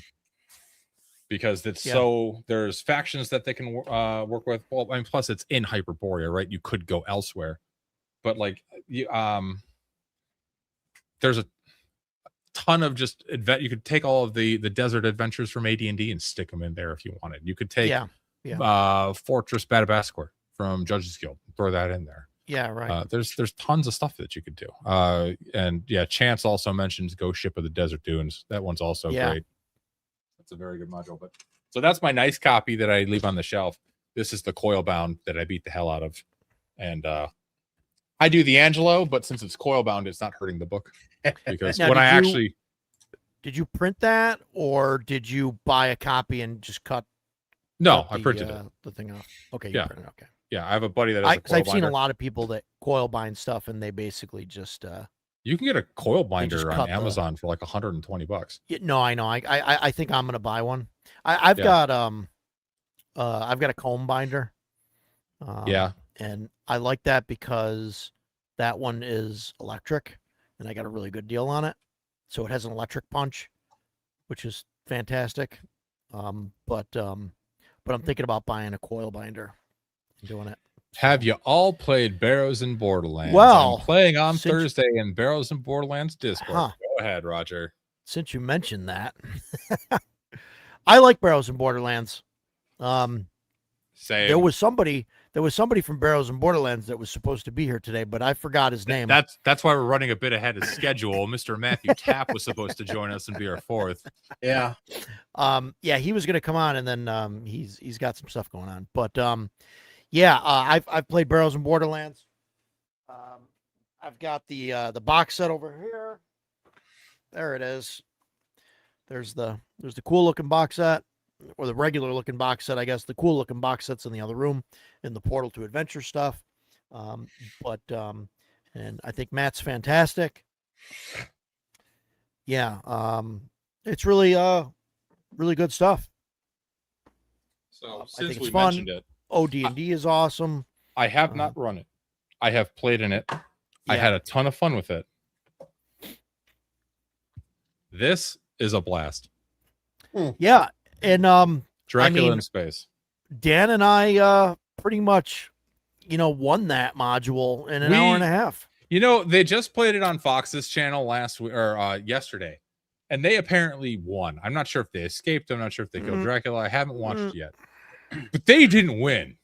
We won. I think Chance was trying to do what we were trying to do, because when I was watching it, and Chance is in the chat, and he can probably correct me if I'm wrong here, but the part that I saw was Chance, like 9 turns in a row, was trying to cast a spell and just couldn't do it, and he kept losing spells.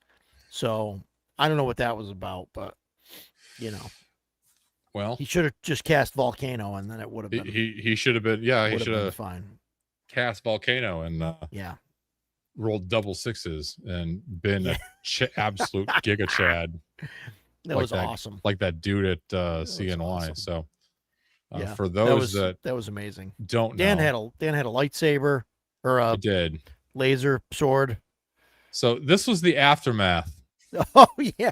of our game of Dracula in space at CNY.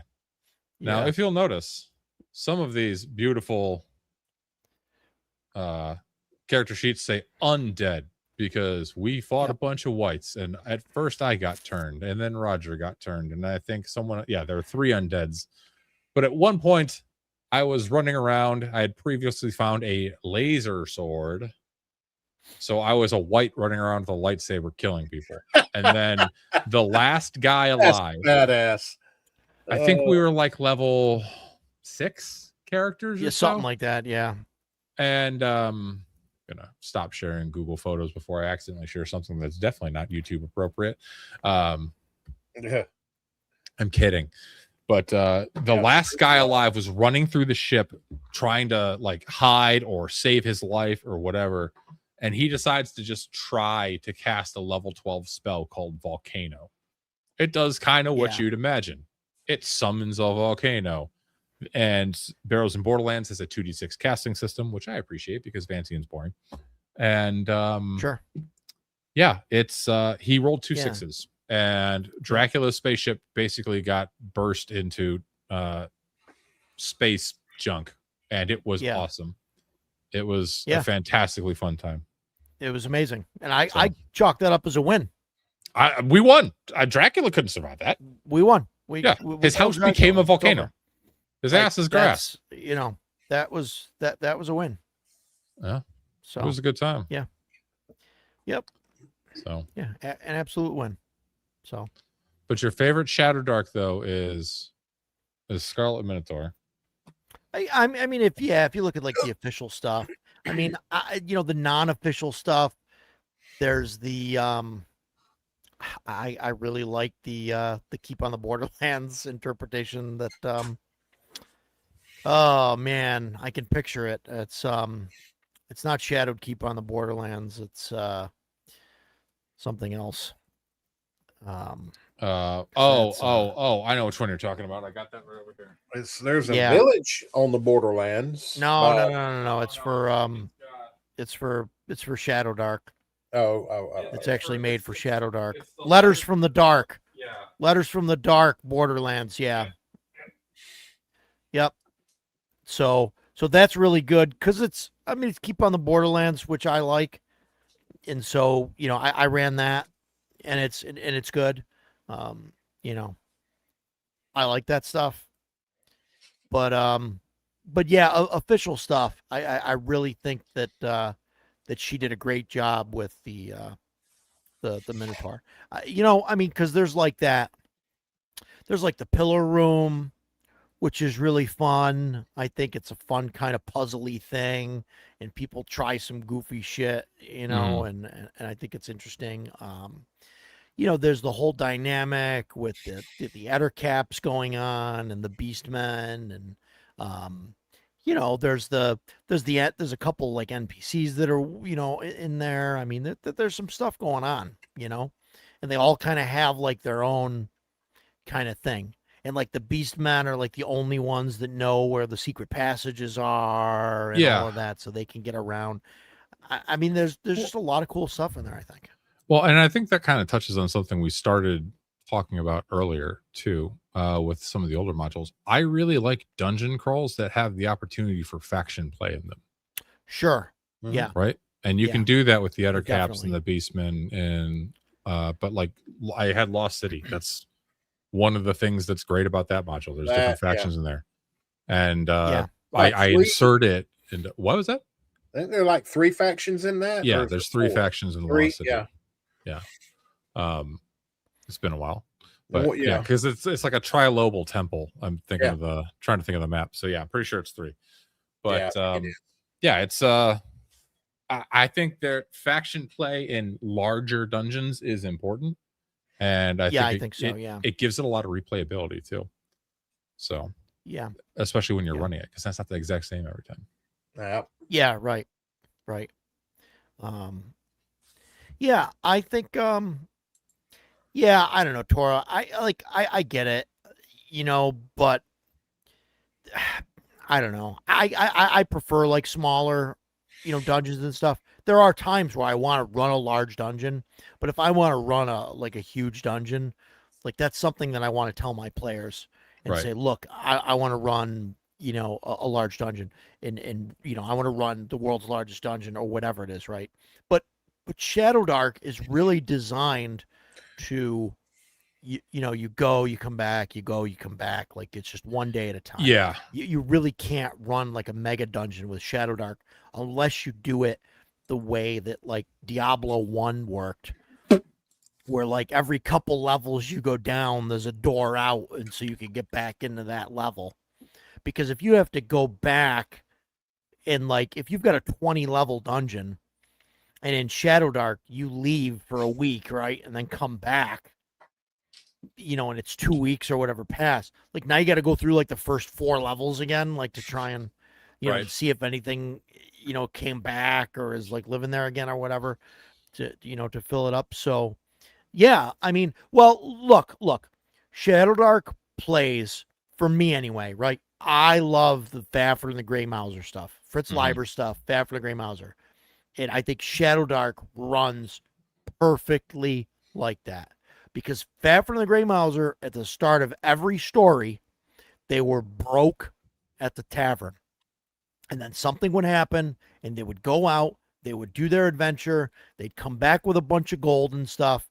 They'd come back, they'd buy drinks for everybody, and they would party. And then you know, and then the next story they're broke again.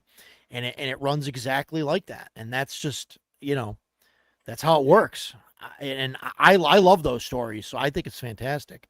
But I mean, you can't do that forever. I mean, which is why obviously you have things like the Western Reaches now, and you know.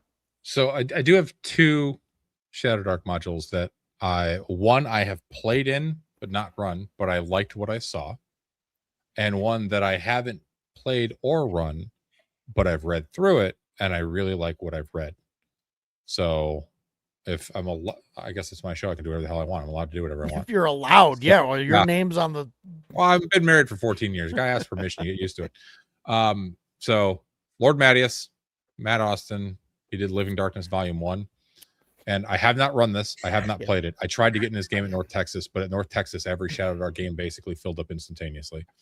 Yeah. But I like some of the design stuff he did in here is very interesting. And like the first one, The Haunting of Ashenshire Keep, he has a D12 table for like this witch that's haunting the keep as you're exploring it. Fantastic. And eventually, once you roll a 13 or higher on a D12, she attacks and then disappears. Yeah. Right. So, but how do you roll a 13 or higher on a D12? Well, every time you roll it, you add 1. And there's certain situations where not every 4. Time. Yeah, now 4. It's like 4, 5, 6, or 7 or something or whatever. Yeah, 5 through 10. Sorry. Yeah. All add +1 to the next roll. So eventually she will attack, which is kind of similar to Scarlet Minotaur, right? With the random encounter table, where eventually the Minotaur is going to show up. Except Matt did it better. I agree completely, because it's situational based on the other stuff that happens in the mansion. So I really, really want to run this. I haven't run Shadow Dark in a while. Maybe it's time I revisit an old friend. But so that one, and the other adventures in here are cool too. But I just I thought that mechanic was very, very cool. No, that one he did a fantastic job with. Yeah. So, I like the idea of using that mechanic for like any kind of like horror or like I use it for all sorts of shit where there's like a thing. Well, like if I was gonna run the Minotaur again, Scarlet Minotaur, like I think I would do that. I would like redo the encounter table for that and redo the encounter table. Yeah. And that's like a bigger dungeon, so I might even use like a D8, you know, and still have it be 13, you know.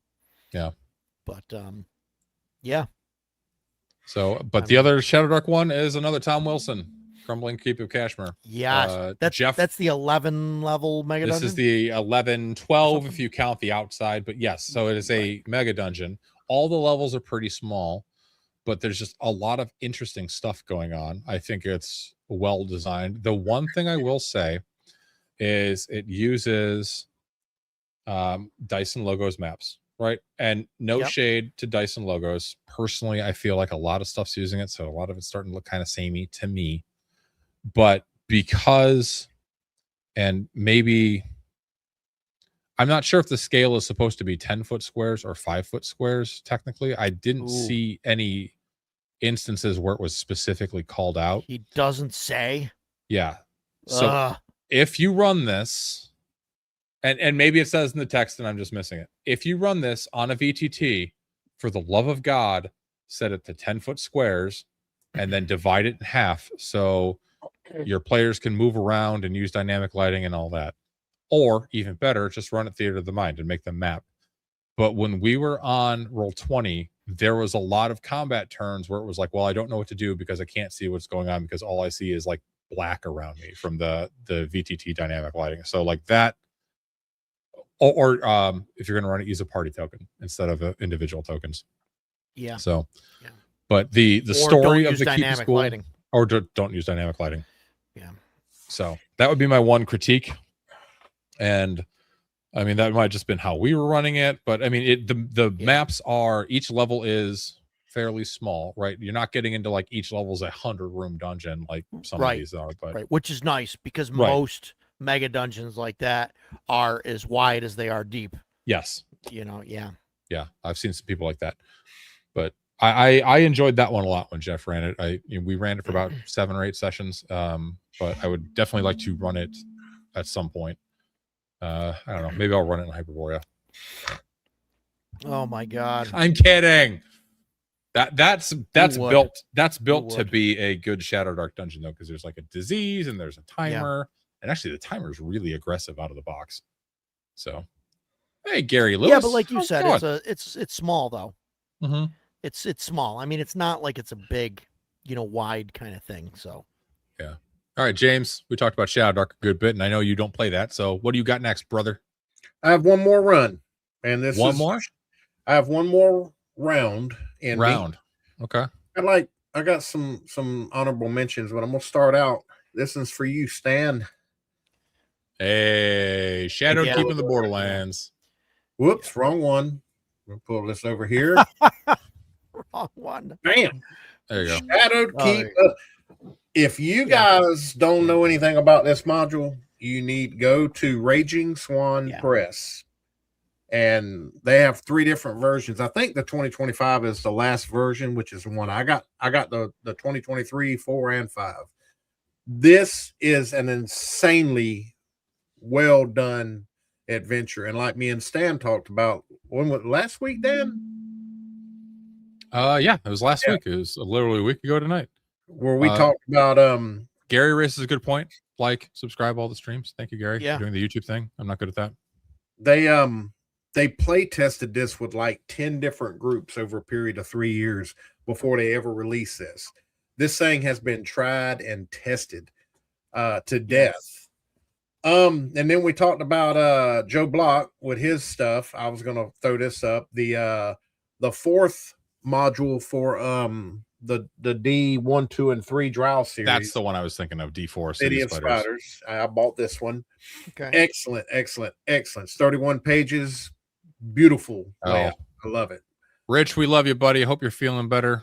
Yeah, man. Get well soon. So Rich is home from the hospital from his surgery, but he's still recovering. Hopefully he's good enough to hang out next week, even if it's for a bit. So Yep.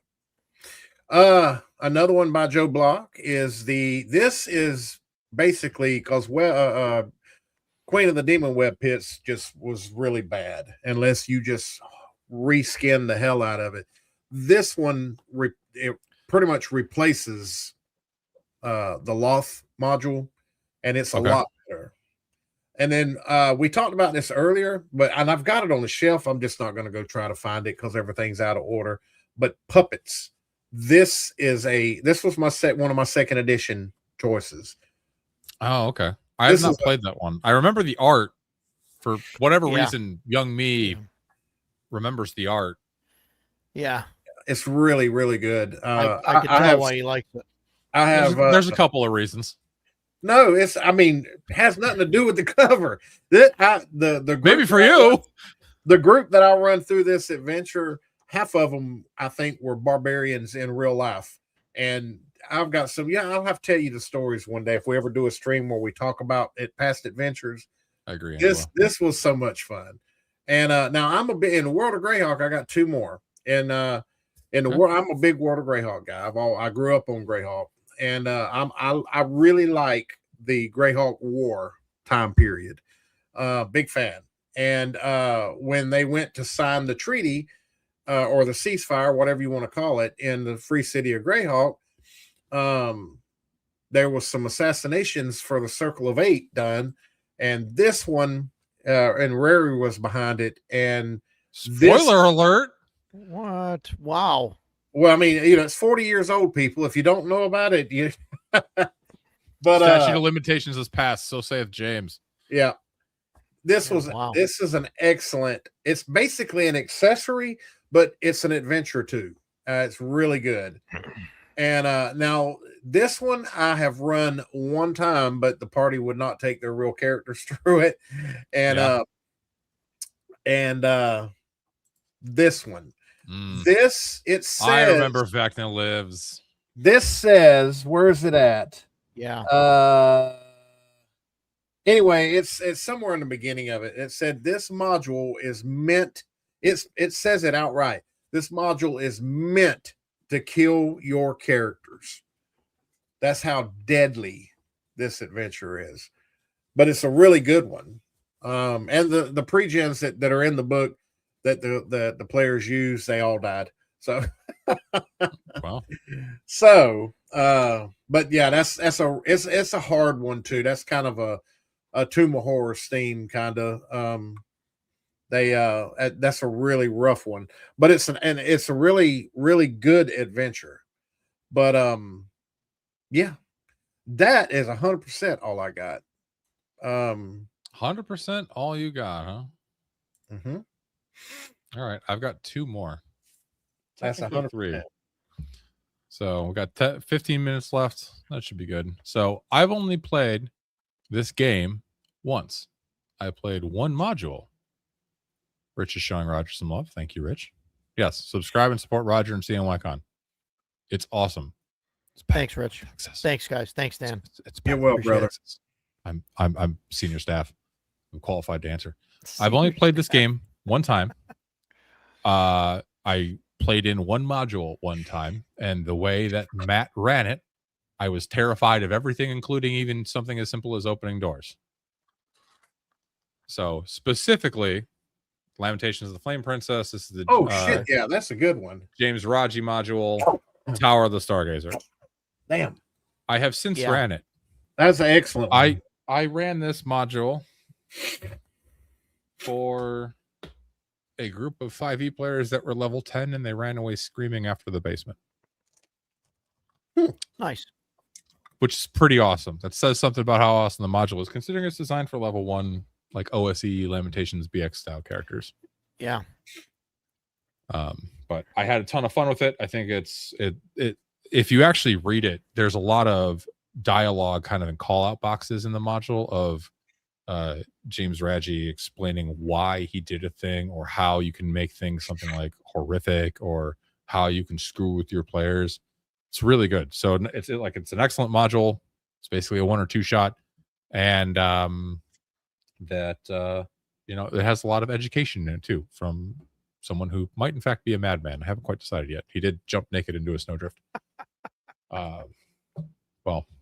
Torah, it's on there. Use the best way Yeah. to find it.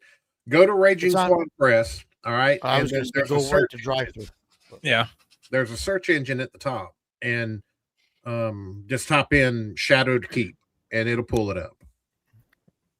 Or just go to drive through and search for it, and it'll come up. You can also do that. Yeah, I either don't know or. if I can post a link. I'm I'm telling you, you won't be sorry if you get that. It's a really good one, 100%. So I do have. All right, cool. Yep. Puppets Puppets is a really good adventure. Which one? Oh, Puppets. Yeah. Oh, yeah. The one with the boobies, but Yeah, still, I like really to play good. with those. Oh, it's called Puppets. I thought it was called Puppies. No, Puppets. You nasty ass. So Wow. another fantastic module coming up. Blackworm of Brandonsford. Never seen that. Really? It's for OSE. You've never seen this? I have not. It's so good. Well, link it to me and I'll go buy it. Yeah, I know you will. So it's a small, adventure location and surrounding Crusade. area. There is the black worm that you can find, and he's like way stronger than your level 1 party. So there's, he can like hunt them in the woods and shit, but there's just a lot of cool stuff in here. It's a great 20-ish page module, and he looks awesome. What hit die is the dragon in it? Do you know? 8. Ooh, and it's a level what adventure? 1 to 3 or something? It's a level 1 adventure, but there's an 8 hit die dragon in there, and it has a breath weapon. It has venom. It has 3 attacks in its attack routine. It's immune to normal weapons. So like there's God. it's awesome though. Chance Dunadak. Okay. Dunadak. Yeah. Link me It's that. great. Yeah, link me that when we Okay. get off stream, and I'll check it in the morning and go buy it. I will do that. It's That looks fun. I like that. It's truly fantastic. And it's another one of those, it's 18 pages long. And but like you hear about the black worm and it can't be slain, and Go back to Town that. Guard is always getting their ass kicked by it, and they can't seem to wound it. But you also hear rumors of this ancient hero who once slew it, and he's buried in the Barrow Mound, and he's buried with his magic treasures. And how far are you going to get up there? What? See, I want to comment on the size of the map since it's a macro setting. The size of this little mini map right here is what makes these little micro settings so awesome. Is you can just take, like in Greyhawk, that's one little, I don't know what you call those little the stop sign hexes. What are those called? Hex. Is it a hex? Okay. Yes, it's a hex. It has 6 sides. One hex is 30 miles. You could literally take this and just drop it in a hex. This is like one sub hex, but yes, but that's why I love stuff like this. I actually put this in Dolmenwood in hex 1113, just outside of the wood, and this was kind of good, but then they all died. So this is awesome. Highly recommend it. It's fantastic. I'll buy it. I do have an honorable mention from 3rd edition. Red-handed Doom, yeah. That up there. That's a really good one. Damn, I could have done really that good 3rd edition. Yeah. I've got that module. Yeah, I thought about it about halfway through the stream because I ran this one in college and I had my roommate run it as well, so I got to play in it. It's a fantastic 3rd edition, like level 6 through 12 adventure, and there's like a ticking clock and the orcs advancing and everything. It's really good. So it is. All right. Concur. Dan is correct. Come on, Edgelord, where are you at? Say it. All right, my honorable mention. I have not run it. I want to either play it or run it. I have not even read the book in great detail because another gentleman on this stream claims he's going to run it. Is it me or Dan? Yeah. No, it's James. James. Oh, I never said I was going to run that. You Jesus, motherfucker! Yes, you did. Oh boy, no, I didn't. You were considering it because I was starting to read it, and you were like, "No, don't read that. I might run that for my Saturday game." I said I bought them. I bought it though on PDF. I got the PDF. Oh boy, I'm going to go down to the villages. I was going to run it. I'm just going to hang out until I hear the one golf cart with the pimped out sound system and the guy with no pants on driving it, and I'll know it's you. I'll know it's you. And I didn't say anyway. I said I don't spoil it. I said, but I really want to read it. I really want to run Call of Cthulhu Masks of Nyarlathotep or Nyarlathotep. Yeah, what you said. I definitely want to run that at some point, but that's like, it's probably gonna end up being online. I'd like to run it in person and buy the prop kit, but probably gonna be online, and that's gonna take like 2 years. So I gotta find a good group for that. But Castle Zintolin is by Gabor Lux. He does the EMDT, and he does a bunch of Ostrich stuff, and he's on a lot of Discords, and he's a really cool dude. But I'm going to read through this weekend now, since you're like, I'm not running it. Yep. Hey. Agile. Oh, there you go. Yeah. My name is James. I'm a Grognard GM. Today I learned what a hex is. Someday I may actually GM DM something. Agile, I love it, brother. Damn you, Agile. Yep. Thank you, brother. So this is statted for Swords and Wizardry, which I love. Because it's an amazing system, and it's probably my favorite. Not probably, it's my favorite of all the clones. And the thing that makes this unique is that it is a very large, you could say, mega dungeon for levels 1 through 6. Right? That's kind of rare. Now, the other reason I had that as an honorable mention is because I did, in fact, save my number 1 for the very end. Oh, okay. Do we have more? Any guesses? No, because I thought you were going to say Rats in the Walls or the Zambala favorite thing. It ain't in one because his favorite. Wait, man, give us a hint. What edition or system? What system? Many. many. Oh yeah. Third, I mean- 3.5, Pathfinder 1E, Swords and Wizardry 5E. This will be out of my. What they've made it for all of those things, or It's been ported over to all of them. it's been ported over to all of them. I No, don't know. I not hope rats it's in the not- walls. Hope it's not Temple of Elemental Evil or something. It is absolutely not the Temple of Elemental Evil. It is, in fact, the Dungeon of Graves. Oh, God, okay. wrapping us up. Okay. Yeah, shit. Yeah. That's a good one. Yeah. That's a good one. Yeah, I should. This is You've the talked about best before. mega dungeon ever made. You think so? It is awesome. 100%. It is. Okay. It is the absolute best mega dungeon ever made. It has an entire, like, many miles of hexes, James, above it. Like, literally hundreds of square miles of hexes above it you can explore. There's factions. There's 14 different entrances to the dungeon that all go down to different levels. Yeah. My version is one of the special ones that had a doodle in it, which is awesome. Wow, nice. Yeah, the Rapanathik, I ran the hell out of Rapanathik Reloaded in college, the 3.5 version. It is great. Spoiler alert, the final boss on level 15 is Orcus, and there's way more than 15 levels because there's sub levels and side levels and branches and all that stuff. Spoilers. Spoilers. I mean, you learn that kind of early on. So, but yeah, Rapanathik, best mega dungeon ever. My personal favorite. I'm sorry if you like other mega dungeons more. You are. Sure, what about this one? Oh God. That's what I was trying to find. I thought I had that PDF, but I don't. Yeah, that's an old thing. The largest. A lot of. How did I sandbag you? How is that a sandbag, Agile? Because I waited till the end. Yes. But Yes. Don't you always save the best for last when there's a few minutes left? No, I knocked mine out early. No. First ones. Well, yeah, that's called being premature. So Shellback is playing it right That now. happens the older you get. I know. If anyone does want to try Rapanathik in September, I'm going to start running it on the Barrows and Borderlands Discord using Barrows and Borderlands. I was just going to ask if you're going to use that. If you would like to shoot Interesting. Using what Orcus system? in the face with a laser pistol, What system? Barrows and Borderlands, which Okay. is an OD&D clone. Yeah, you can yeah. also, if you want, you can roll up an OSE character and take them in. You can roll up a Hyperborea character and take them in. You can roll up whatever you want.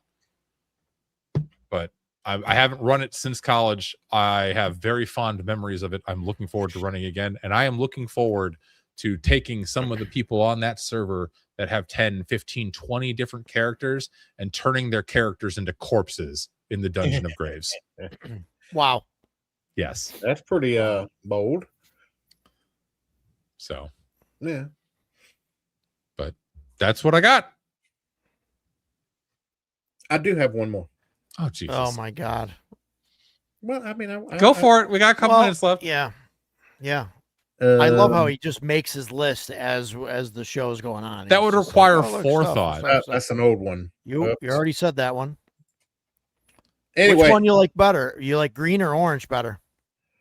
well, actually, I agree, Tora. I've set this up to where I run both of them mixed in together. I did say Okay. Castle Amber is my favorite TSR module of all time. Yeah. I got the PDFs for the orange and green, though. Everybody knows Yeah. it. Palace of the Silver Princess. And yeah, there is a way that I found it on a forum. I believe it was on Dragonfoot, where they were talking about how you could run them together. And I just Yeah. kind of delved into that. Oh, And orange and green. yeah, you start out with green until spoiler alert. You start out with green until they find the red gem. What is it? A ruby, Oh I my believe. God. And then I don't know. once I they do think that, it's hexagonal. and then it takes them into the orange cover. I like green. Shut up, Agile. Damn it. James, you have to read it. You have to read it. I'm the James, point. and I like green eggs and ham better. Green I'd eggs and ban ham. his ass. I love it. Thank you, Agile. Such a goofball. Stephen Kennedy says, OMG. Agile, you're a gentleman and a scholar. Yeah, we love Agile. I'm glad that Agile trolls James with donations, which is Me hilarious. too. But Me on that note, I don't know. I don't think people spent nearly as much money this week as they did last week. But last week, I think we sold like over $1,000 of TTRPG products. But yeah, we definitely did. The best mega dungeon ever of all time.